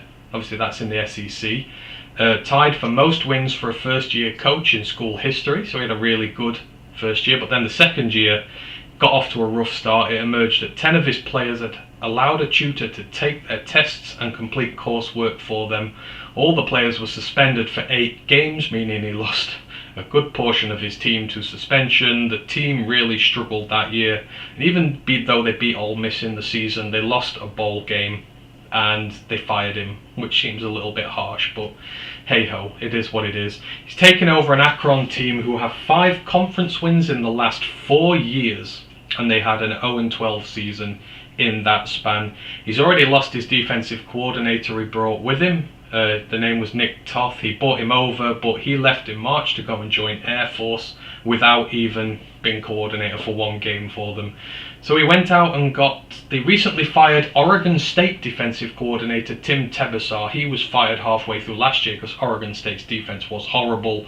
He is now the guy who is there with him. I mean, he's coming to a team, 5 conference wins in 4 years. He's already lost one of his coordinators who's gone to Air Force of all teams to decide to pursue better opportunities. This just feels like he's bitten off more than he can chew, but he's a very, very reputable coach who's known for creating some top-notch offenses. So why the hell is he at Akron, eh? He ain't in Kansas no more. Like I said, no, it's like say this. Why just do it to yourself? I mean, I get it, he wants to test himself.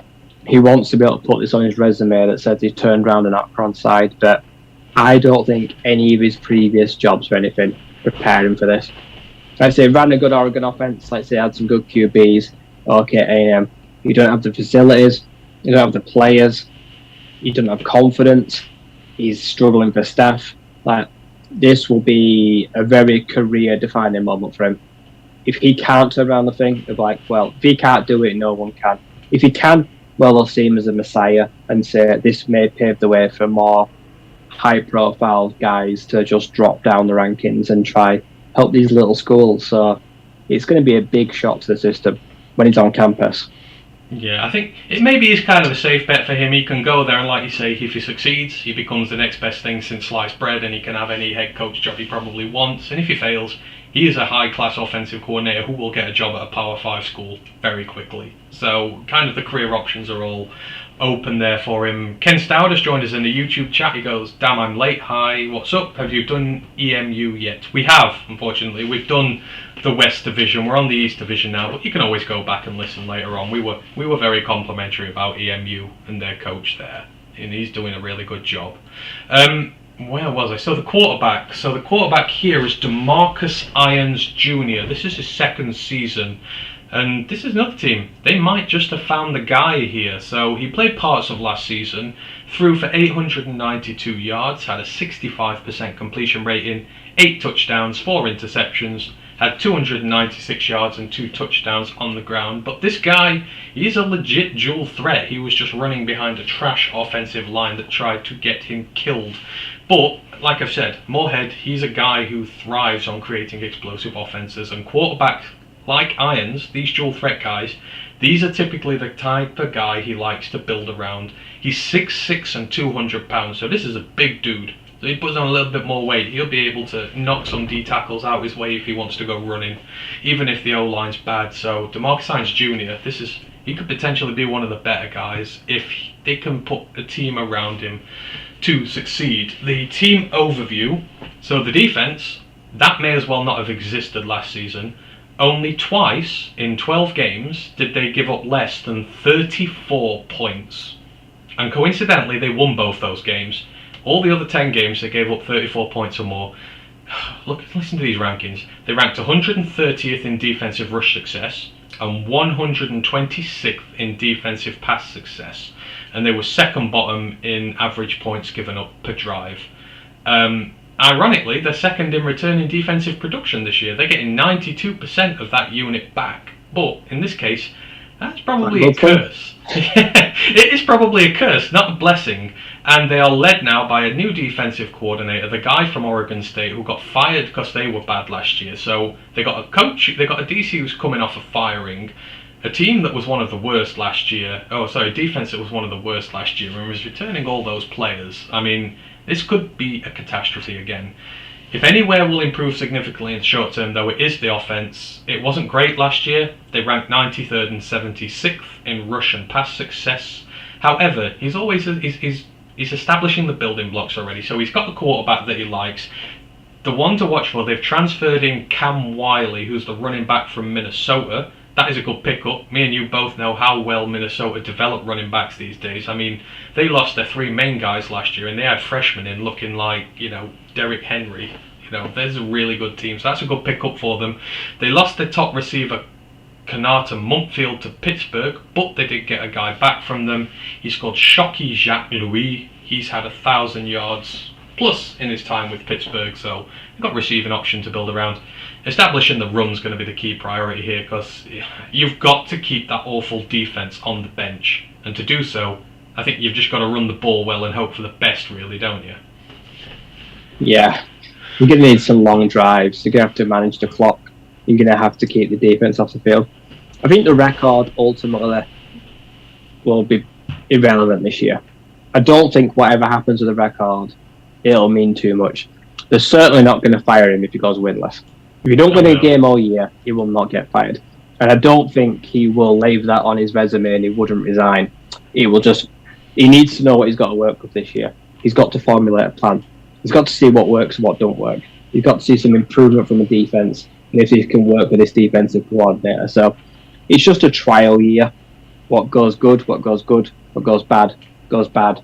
Next year is where you'll probably see if they can make some improvements on what they've learned this year. So it could be ugly. It could be really ugly, but I mean, it can't get much worse. There's no reason for any Akron fan to worry. Oh no, this is like a 3, 4, 5 year rebuilding job here at this stage. So, I think the intriguing thing is to see how that offense does this year. Because like I say, he's created at Penn State, at Oregon, he's created some really top-notch offenses there. So if you're looking at the scores week on week, you see them putting up a few points, then be like, oh, hang on, actually, he's doing something there, and it'll be a decent start for them first year. But what's not a decent start for them is the schedule. They start off at home to St. Francis from FCS, which is fine, but then they've got a triple slate away from home. They've got to go to Michigan State, Tennessee, and Liberty. So that's a nasty 3-week schedule there for them. At home to Bowling Green, then 2 more away from home. So Ohio and Central Michigan. So that's 5 and 6 away from home. Then they're at home to Kent State and Miami, Ohio. Then they're at home to Eastern Michigan. Then they finish the season away at Buffalo and away at Northern Illinois. I mean, I think that grueling away schedule alone sort of, takes away the possibility that they come away with quite a few wins this year. I think that alone, it's brutal. They're not going to win too many. No.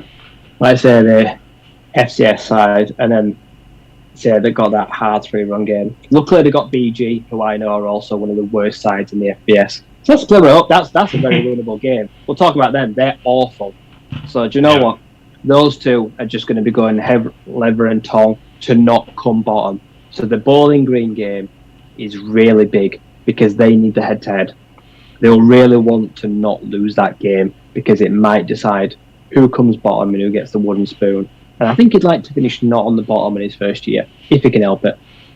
Well, just to start off this, East Division thing, Bowling Green are next. So, we're dealing with the 2 bad ones first. And let's get on to Bowling Green. But before we do, the player to watch from Akron, because like they say, there is always somebody. The cornerback, Charles Amankwa. He is 5'11", 180 pounds. As is so often the case, when you've got a bad positional group, you can always usually find a few guys in there who are actually really good and are just getting hidden away. Amankwa performed well in a bad team last year. He had 48 tackles, 4 tackles for a loss, a sack, 3 interceptions, 9 passes defended, and a forced fumble. And with Akron lightly getting bombarded on both fronts again this season, this is a really talented third-year defensive back. I would expect to see him on the stat sheet more often than not this year. So Charles Amankwa, the cornerback for the Akron Zips. And now, moving on from the very bad to the very bad, like Ryan says. We've got the Bowling Green Falcons, established 1919, play at the Dwight Perry Stadium. Their 2021 season, they went 4-8 and they went 2-6 in the MAC. Rivalries are with Toledo, which we've discussed, and with Kent State. They play for the Anniversary Award. Bowling Green leads this 60 to 23 to 6. The Anniversary Award is literally a plaque that commemorates the opening of both universities back in 1910, the original ones. Whoever wins that gets to keep that for a year. The coach, Scott Loeffler, I say Loeffler, it's a really weird name. Scott Loeffler, I'm going with that. He's 47. This is his 4th season. He started off in Michigan as a general assistant back in 1998. He's quarterbacks coach by trade.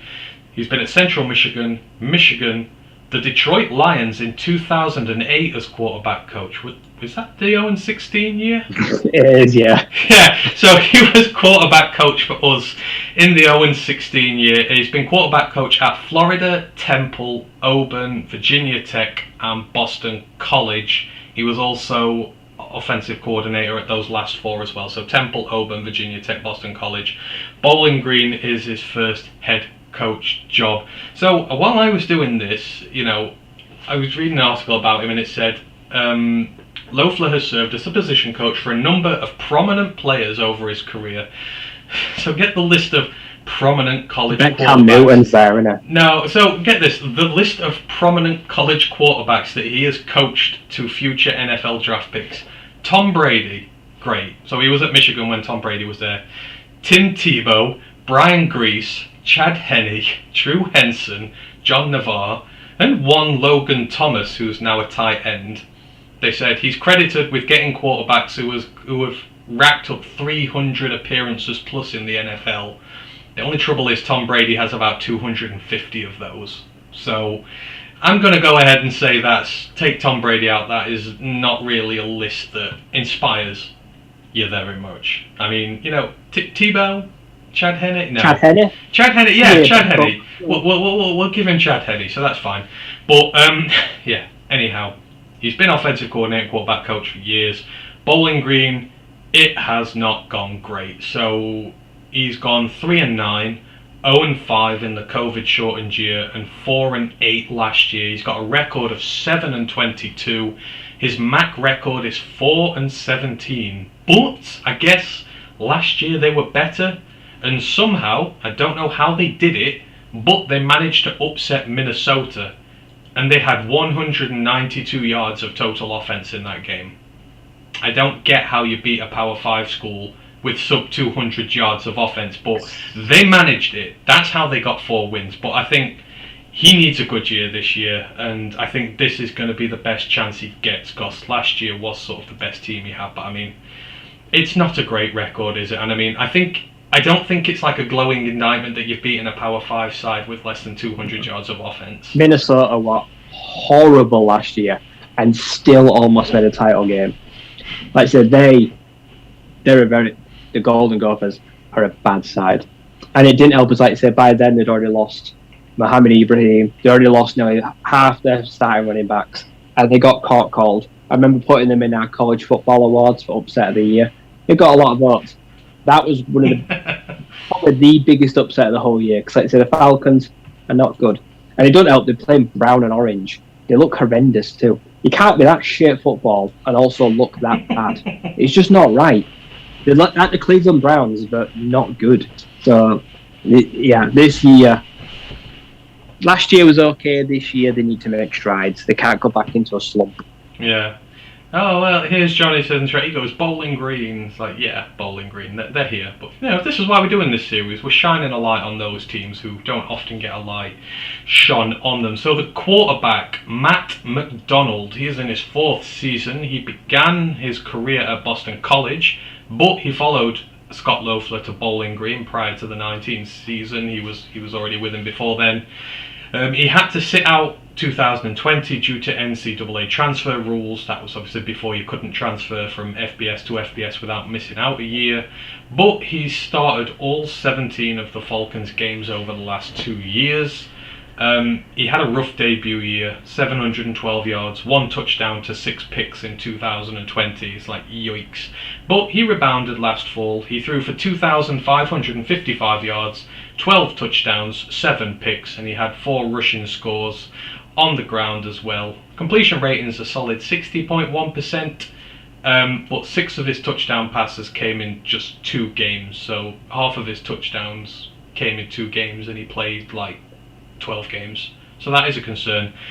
He's entering his 3rd year as starter. He needs to be more consistent, and the production needs to get better if Bowling Green are going to try and move up the MAC East. But I mean, that's not great numbers there, is it?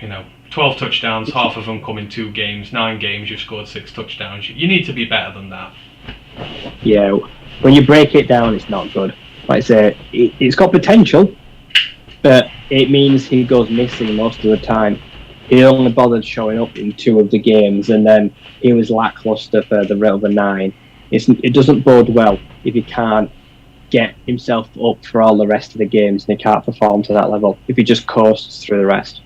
Yeah, agreed there. And, this team needs a lot of things to go right for them. So the team overview I'm not doing strengths and weaknesses because, again, this is not the greatest team. So, Bowling Green bring back the most production in the entire FBS. So they're bringing 92% of their total team back. But again, is 92% of a 4-win team coming back a good thing? Who knows? The defense was a juxtaposition last season. So against the pass, they ranked 8th in the nation in defensive pass success. Against the run, they ranked 110th. So what do you think teams did to them? They ran over them. They didn't even try passing. A lot of teams just simply ran over this side. They've got to get much better defending the run. Otherwise, you're taking your playmakers in the secondary out the game. You're wasting them because teams are running on you and they ain't throwing the ball. And they do have playmakers in there. They got 18 turnovers last season. So when teams threw the ball on Bowling Green, those corners, those safeties, they got in there and they made plays. Now, they've added some talent this year. They've brought in the linebacker DJ Taylor from Wake Forest. They've brought in the cornerback Jakari Robinson from Memphis. So, you know what? Maybe an injection of talent mixed in with some of these experienced returnees sees them have an uptick in the defensive fortunes. The offense was another horror show, just like Akron. They ranked 119th in rushing success, 114th in passing success. Kind of makes you wonder how they won 4 games, but like I say, when they beat a Power 5 school with sub 200 yards of offense, it kind of explains that it was the opposition who were not so good rather than their offense being amazing. Now again, you're returning a lot of the guys on the line, but does it translate to better performances? I would say no. Do you see them getting better this year just because they brought a lot of guys back? No. Not if they can't stop the run. No. I said that is literally their one issue.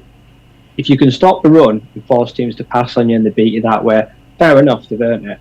But if they're just going to run through you, that is literally just rolling over and having your belly tickled. Any team will gladly not throw the ball for a whole game if they can just run down the middle and just get chunk plays and control the clock and just wear you down.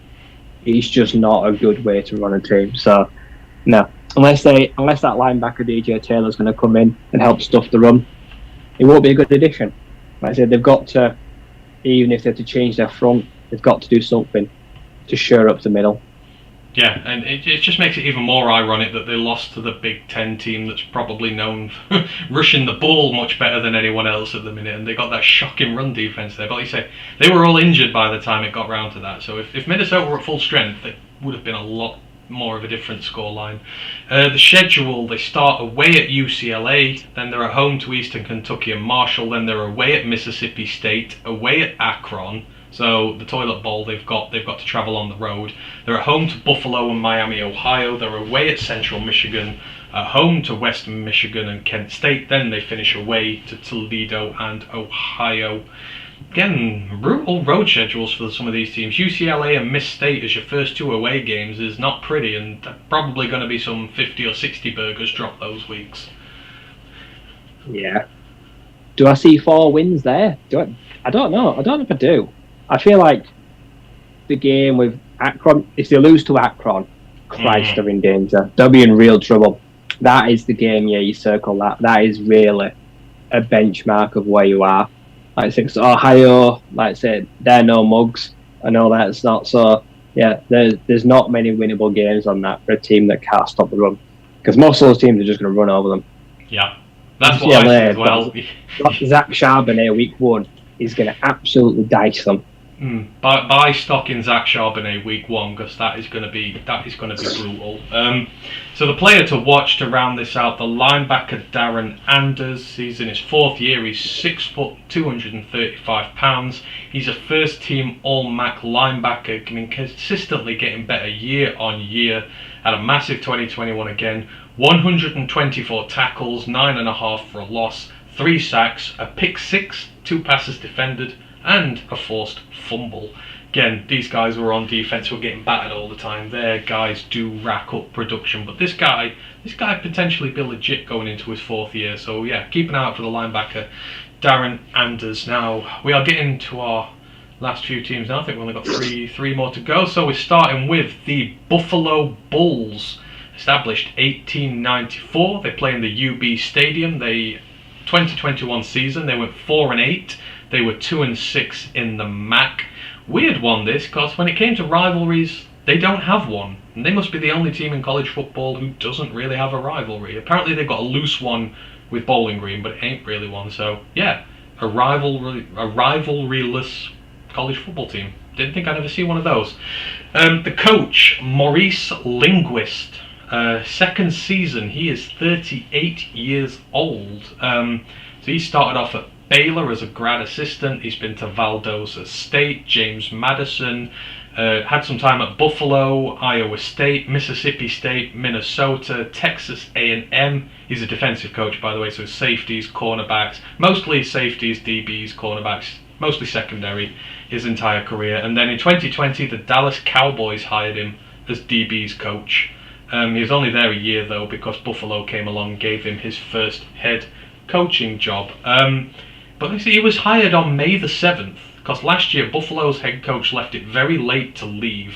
So he was hired late on in the process. It's not a lot of time for a new head coach to prepare. And it didn't help because he lost a bunch of guys to transfer as well who went to join the old head coach. So he had a massive disadvantage last season, and it was probably not really that big of a shocker that they had a poor season. Yet they still managed to pull 4 games out the bag. So he's going to be starting afresh this season. I think Buffalo, they're one of these teams who are in a little bit of limbo at the minute. They say when you lose, when you've got so much upheaval in May for a college team, it's not good, not for a head coach. And I think this year's going to be the year where you maybe see what he's made of a bit.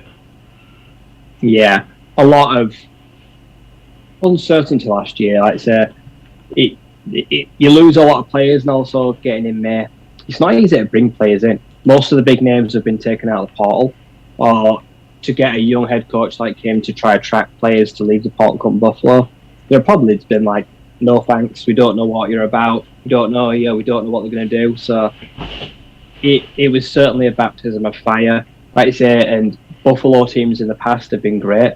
Look at Jarrett Patterson.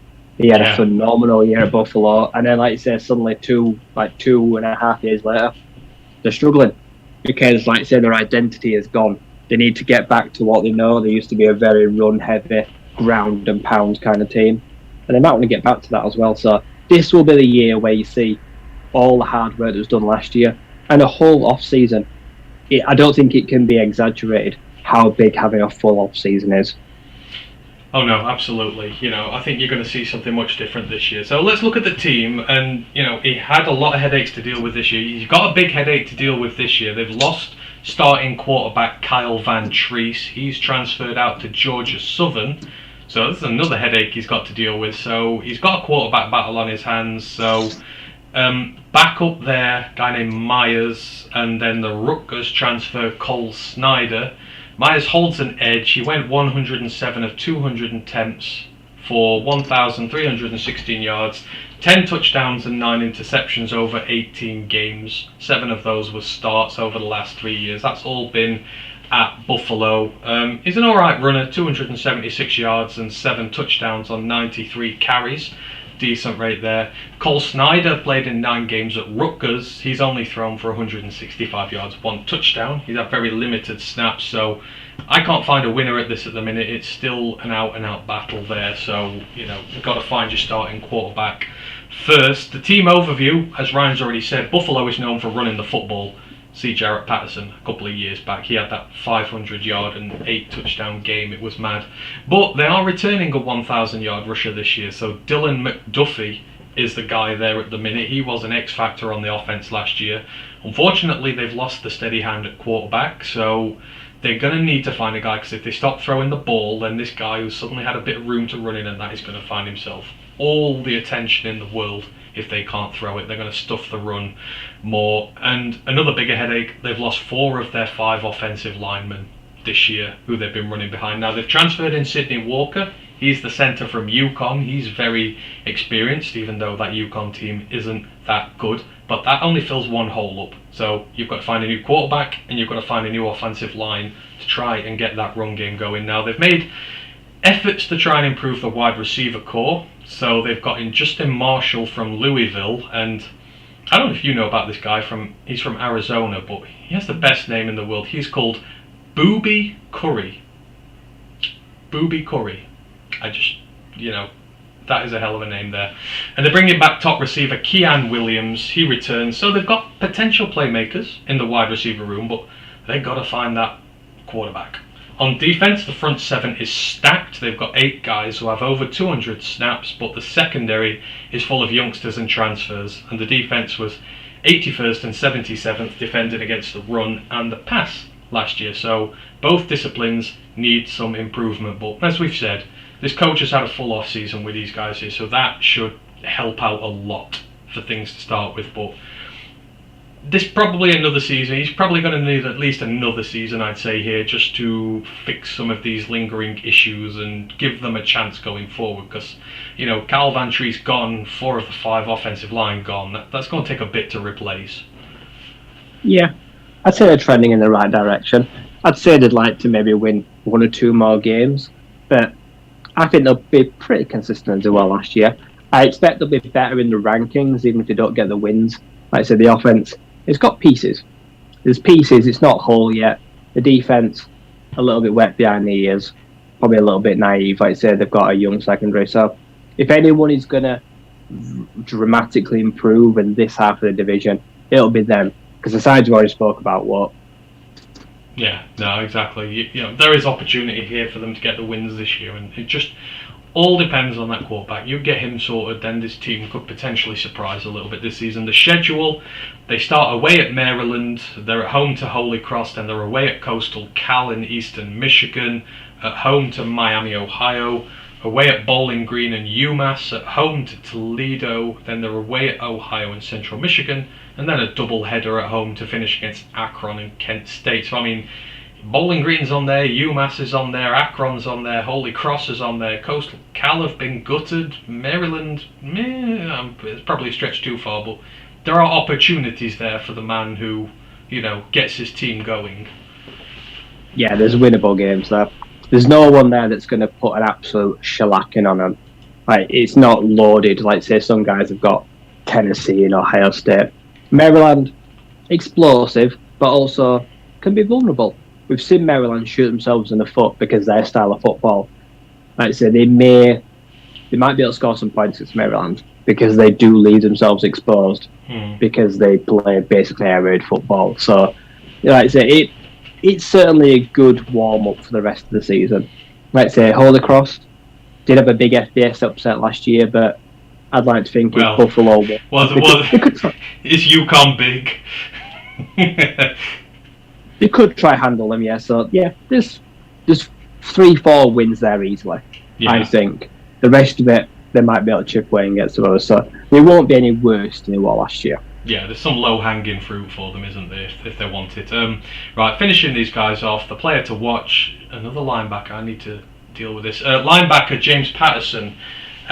Strong case for probably maybe being the best defensive player in the entire MAC at the moment. This guy is the heart and soul of this Bulls defense. He has been for the last 4 seasons now. He's the guy that everyone looks to on this defense. He's the guy who leads it all. He's 6 foot, 230 pounds. He's got 6.5 career sacks and 27.5 tackles for loss, so he can get behind the line. He's got 294 tackles, 7 forced fumbles, 3 interceptions. This is another do-it-all linebacker, but this guy has sort of like star potential to his name as well. So James Patterson, watch out for him on the Buffalo Bulls. Right, let's get through these last few teams because Matt Turner's going to be on a case in a moment. The Kent State Golden Flashes are up next, established 1920. I did Google why they're called the Golden Flashes.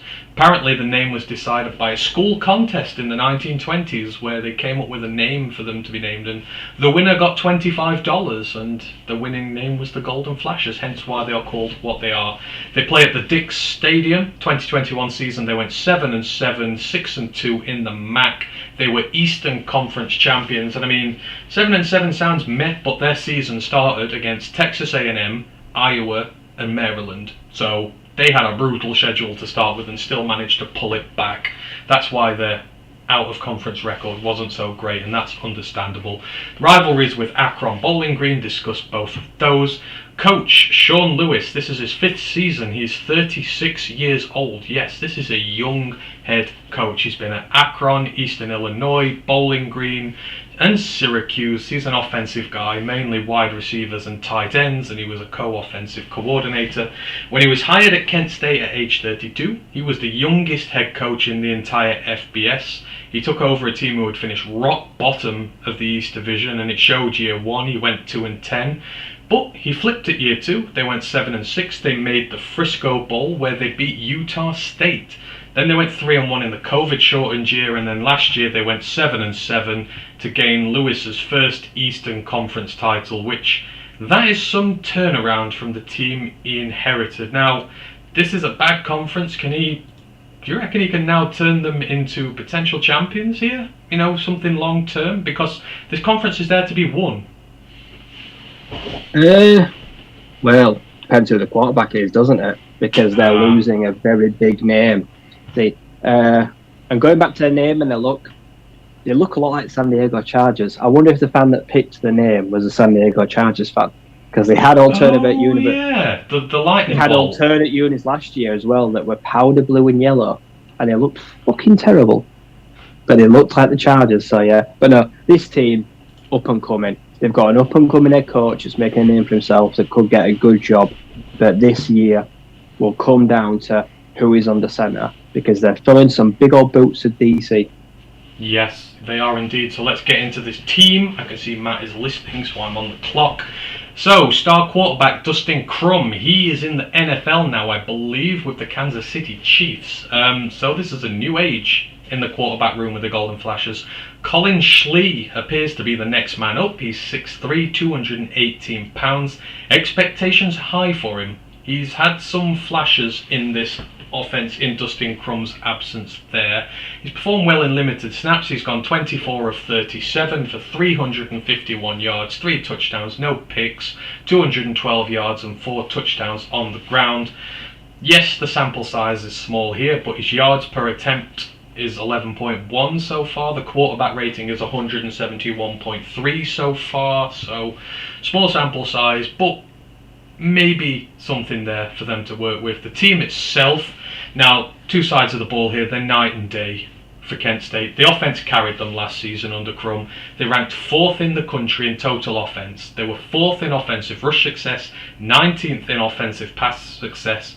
Both aspects of the game played well. That is hard to defend when you can run and pass it equally well. Now, they've got to replace Crum, but the big weapons in that room are back. The running back Marquez I think I know who the big one is. I know the player else we watches. Yeah. The running back Marquez Cooper's back this year. He had 1,200 rushing yards. The wide receiver Dante Cephas is back, 1,240 receiving yards. Yes, they've lost 2 starting offensive linemen as well. So they've lost the quarterback and a few O-linemen, but they've got the skill players back. So it's kind of hard to see what the effect's going to be at this moment in time, especially if Schlee lives up to his name. However, the defense was awful.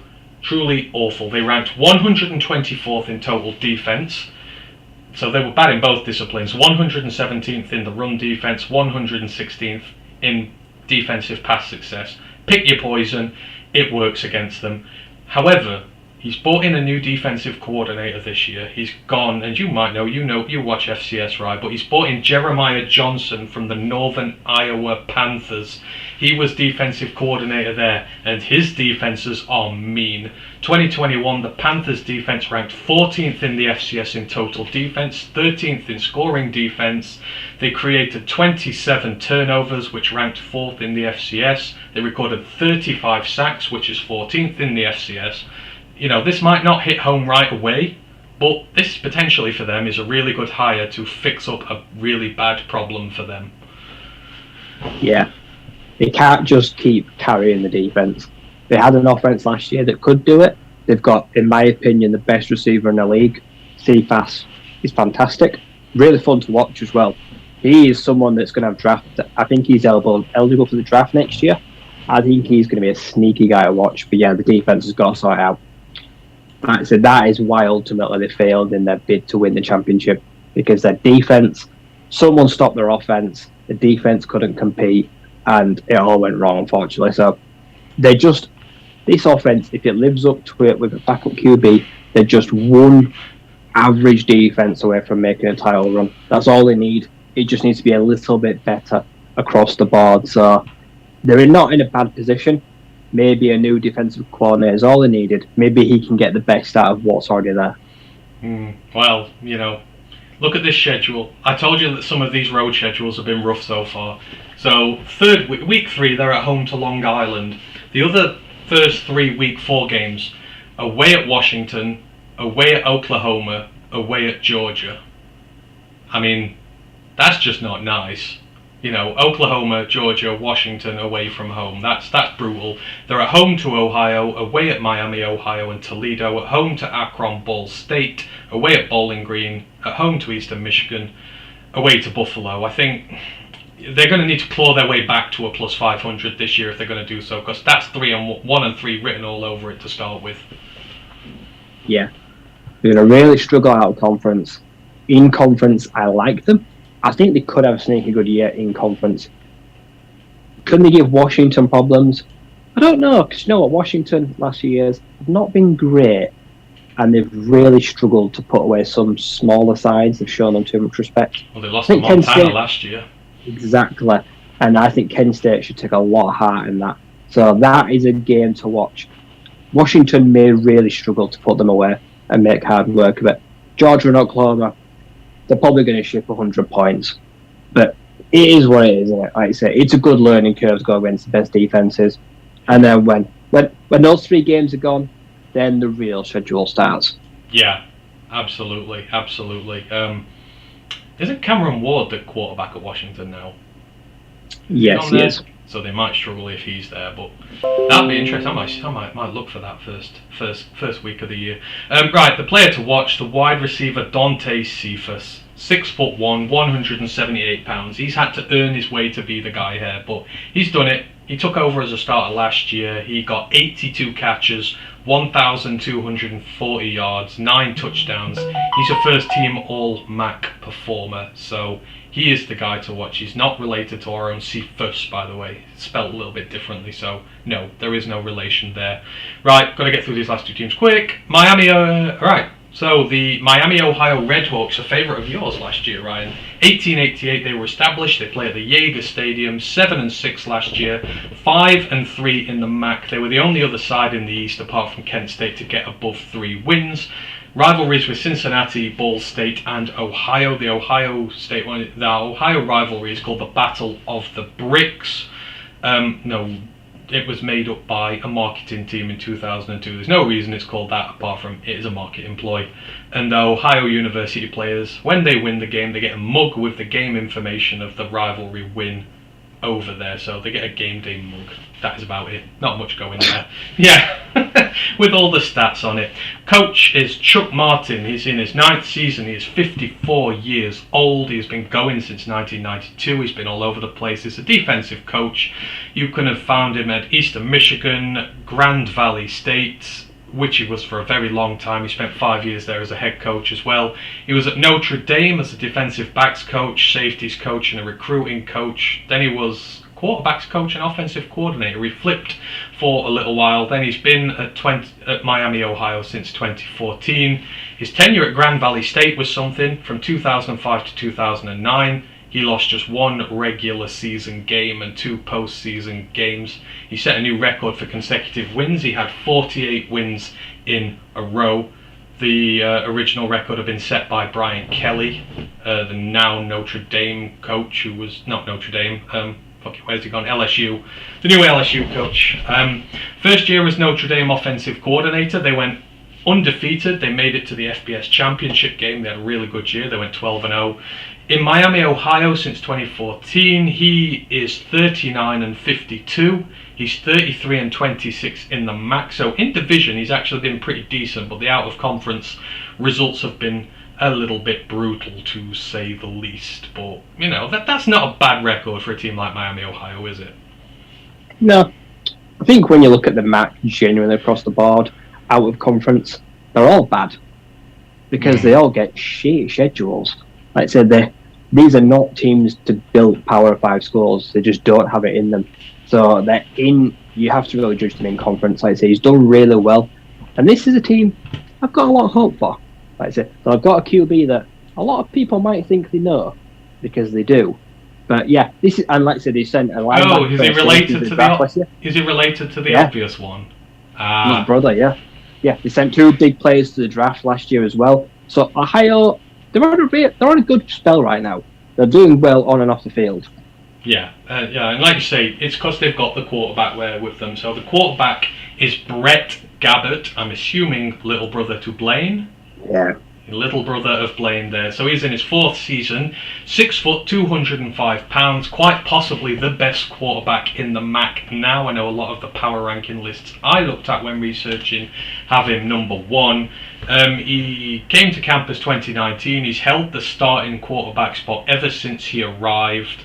He threw for 2,411 yards and won MAC Freshman of the Year in his debut season. Obviously, then he had the COVID-shortened season. But last year, really big year, 2,648 yards.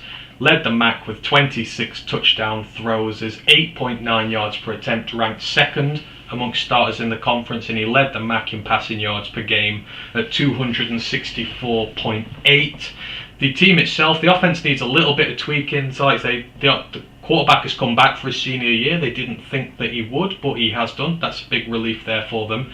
The offense was 61st in passing success, so yeah, it's all right. But they've lost their big receiving weapon. So Jack Sorensen has gone. He had 1,400 receiving yards last season. But they do have a guy in Mac Hippenhammer. He had 700 yards last year himself. He is ready to step up into the role there. The run game is where they need to improve. The offensive line needs to get better in the run game. They ranked 96th overall in rushing success. And, you know, if you've got a good quarterback, having a good running game makes it oh so much easier for them, and they can do a lot more damage. But they're returning pretty much all the running back room for last season. So if that offensive line can get fixed and runs the ball better, this offense could be sneaky good this year. On defense, they've lost very big pieces. As Ryan mentioned, one of his favourite players last year, Sterling Weatherford, he is now in the NFL. Evan Pace Jr. has gone over to, I believe, Cincinnati with his brother. That is a massive loss at linebacker. Cameron Butler, the defensive lineman's gone. They've taken other hits on the defensive line as well. Chuck Martin defenses are built on their defensive lines. They ranked 41st in defensive rush success last year, so it all goes through that line, and he's got a lot of work to do to fix that. If that doesn't get fixed and they start to leak against the run, this defense could fall apart very quickly, because Sterling Weatherford and Evan Pace were 2 of the better players when it came to the 2nd and 3rd lines of defense. So they've got transfers coming in, but they've got to fix that D-line, don't they? They've lost big guys. They've lost guys in the 2nd and 3rd team. They did well last year because they stopped the run and the offense was good enough, but they need to fix the D-line this year. Yeah, they've lost leaders. They weren't just players, like I said, they were leaders. They led by example, and everyone respected them and looked up to them. And I don't see anyone there that's going to step up and take that defense by the scruff of the neck.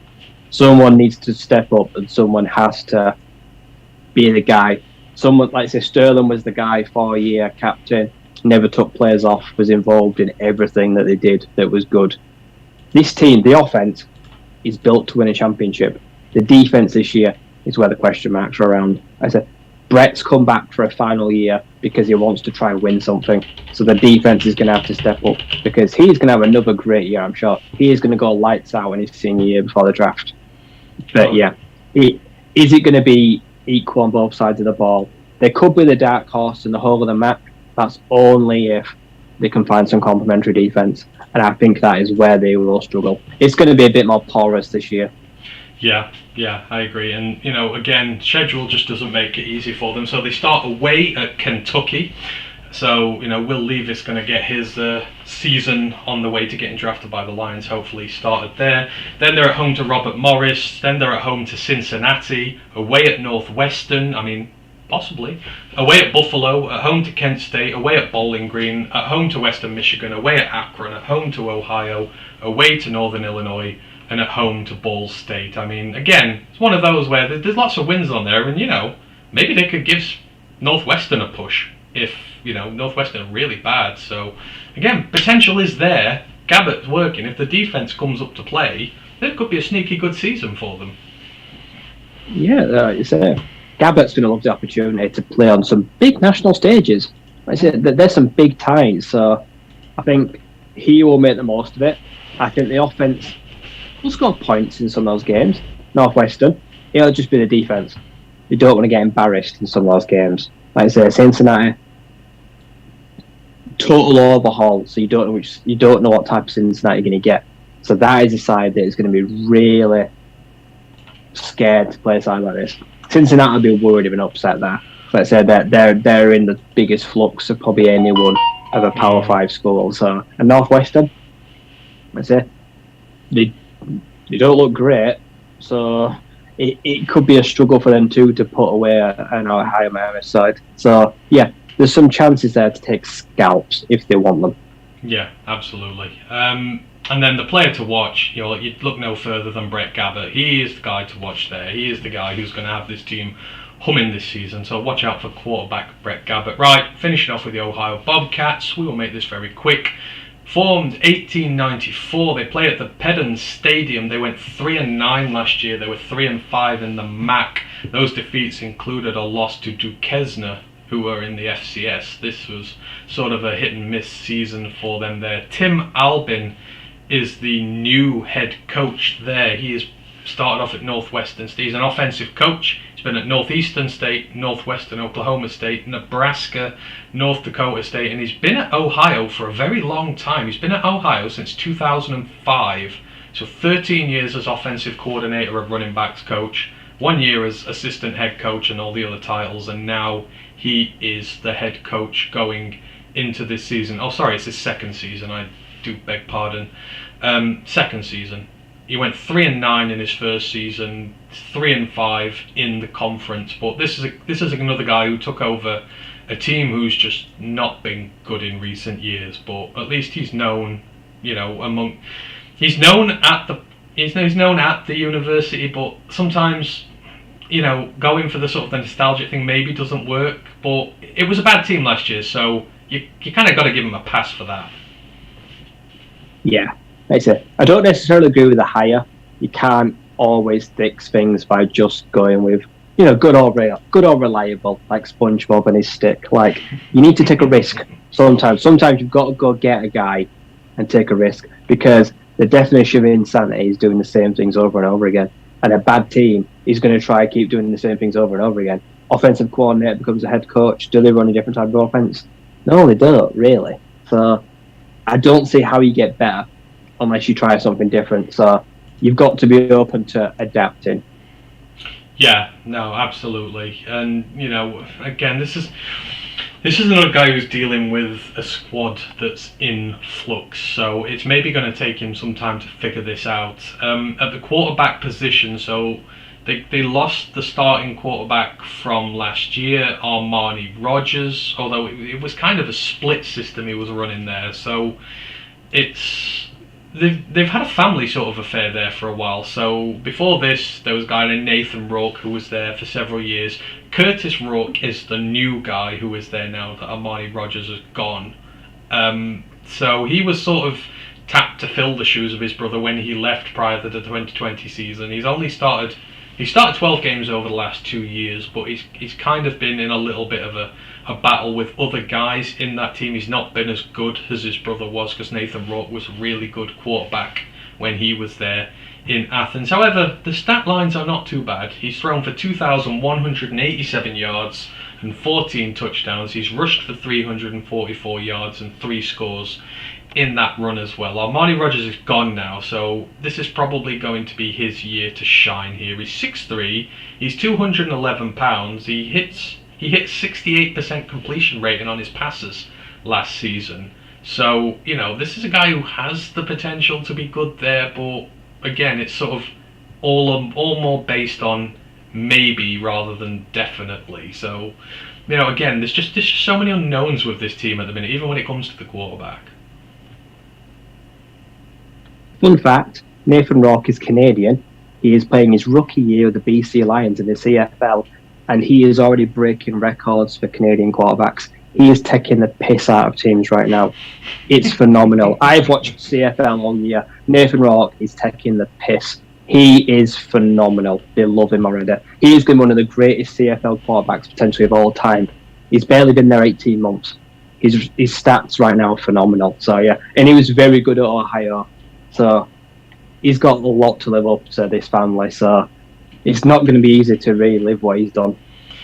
No, but I mean, he's finding himself in a situation where he kind of has to come in and have an effect here. So on the offensive side of the ball for them, they've lost their top 2 rushers from last season. One of them was Armani Rogers, the quarterback. He was like the running quarterback in the system there. And the third leading rusher was himself, Curtis Rourke. So he's now the leading rusher on this team currently. So he needs a running back to be able to step up for him. But, at the minute, it's just potential on that roster. They ran the ball 58% of the time last year. So you figure they're going to have to throw it a little bit more now. They're going to have to put it in his hands and for him there. But they've lost two of their best receivers. Cameron O'Dawn's gone, Isaiah Cox has gone, so you're relying on transfers, you're relying on younger guys come here. There's not much in terms of an offense there. They've lost so many guys. The left tackle's gone, TJ Jackson, he's gone, so it's like, who's coming back? There's not a lot. There is 65% return in production, but the 35% they've lost was very critical to this offense, so it remains to be seen what happens on there. The defense now, the defense was bad last year. It was 77th defending against the run. It was 122nd defending against the pass. So teams just sliced them through the air, and where they were better at stopping the run, they just didn't really test them at it as much. It's what happens. So they've brought a new defensive coordinator in. His name's Spence Nowinski. He's come from Miami, Ohio. He was a co-DC and linebackers coach there. So, we mentioned Miami have decent defense there. They've brought in the guy who was part of that. So there'll be a new defensive philosophy there. But, again, they're bringing back 75% of the defense from last year, but it's not a great defense. Is it going to be able to be successful? I think this just feels, again, we say this about a lot of MAC teams, it just feels like another year where they're sort of going to be in purgatory and, wait till next year. Hopefully things improve a bit. Yeah, this is not going to be their year. Too many questions at all the vital positions, and it's just, like I say, it's just going to be kicking the can. Like I say, next year will be our year. Like I say, hoping nothing happens this year or no one else leaves. They're kind of always just looking further towards the future. It's going to be a struggle again for the Ohio. Like I say, this East division in total, like I say, it's going to struggle to be any better at all than it was last year. It's going to be another clusterfuck on one side, and the other side is going to be trying to kick each other's ass. So yeah, it's going to be a struggle. Like I say, finding the QB, like I say, because Aaron Rodgers was difficult. He was a proper dual threat, and now they need to find another identity again. They're going back to the drawing board again. Yeah, they are, and the schedule's not exactly nice. I don't know who's drawn these road slates for these MAC teams, but they start at Florida Atlantic at home, then they're away at Penn State and Iowa State, and then they're at home to Fordham, but then they're at home to Kent State, who are conference champions. They're away at Akron, away at Western Michigan, at home to Northern Illinois, at home to Buffalo, away at Miami, Ohio, away to Ball State, at home to Bowling Green. These first 4 weeks for most of these MAC East teams are just rotten. But again, for a team like Ohio, they can't really afford to get beaten up badly a few times to start with, because it just affects your confidence going forward, and you might not be able to pull it back after a few shellackings early on. Is there somewhere in the MAC contract where all your road games or our conference games have to be in the first so many weeks? Against Power 5 sides. Every team has like Power 5 sides in the first 5 weeks, and then it's all conference games. It feels like it's the way the schedules are actually structured. And I suppose if you want to get the shit out of the way first, that's fine. But like I said, it's picking who's going to come bottom of this conference is harder than picking who's going to win it, because there's a lot of teams just as bad. Oh, you know what? I might just ask that before we done. But yeah, the guy oh my god, I picked another linebacker. I didn't even notice this when I was doing the things there. So yeah, the guy to watch, Bryce Houston, the linebacker. He's a junior this year, 5'11", 230 pounds, 104 tackles last season. So he broke the 100 club. 2 sacks, 8 tackles for loss. There's a guy who really came out at the centre of this Ohio defence again this year, and I think there's a reason why these guys are sort of balling out at linebacker, because they're needed so much in the rushing game, in the coverage game. They really need specialist guys in there to make for a lot of deficiencies around them. So Bryce Houston, the linebacker, he is the guy to watch for with Ohio. And with that, all our teams are done.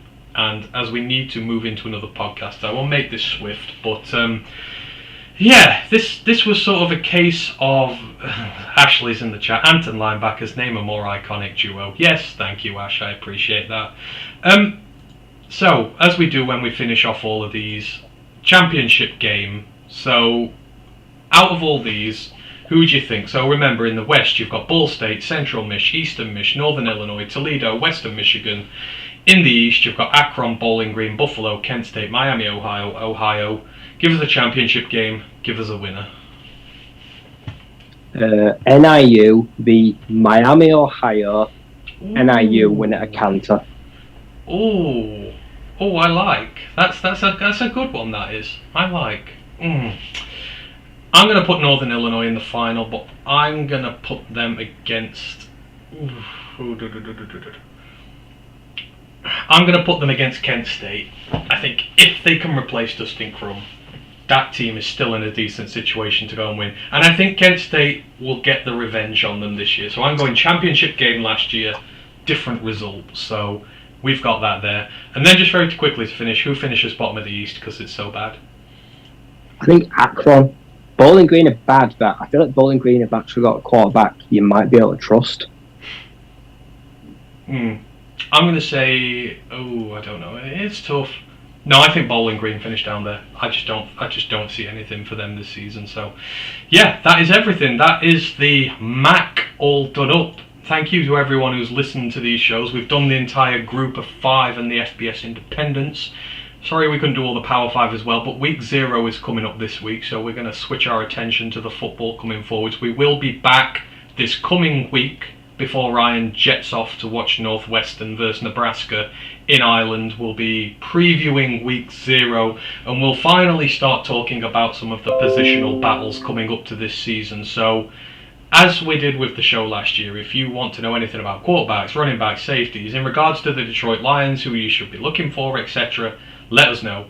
Let us know on Twitter, let us know on DMs, whatever. Comment on the YouTube videos and we will put them in the show for you, because that's what we like doing. We like scouting players, and hopefully, now that you've learnt about a few of the teams in the G5 as well, you'll be interested in some of these guys. So we will be back on Thursday, me and Ryan will be, for the next college football podcast, looking at week 0. And we've got some exciting plans in place for this, and we will let you know about them in due course. So, thank you everyone who's joined us this evening on Twitch and on YouTube.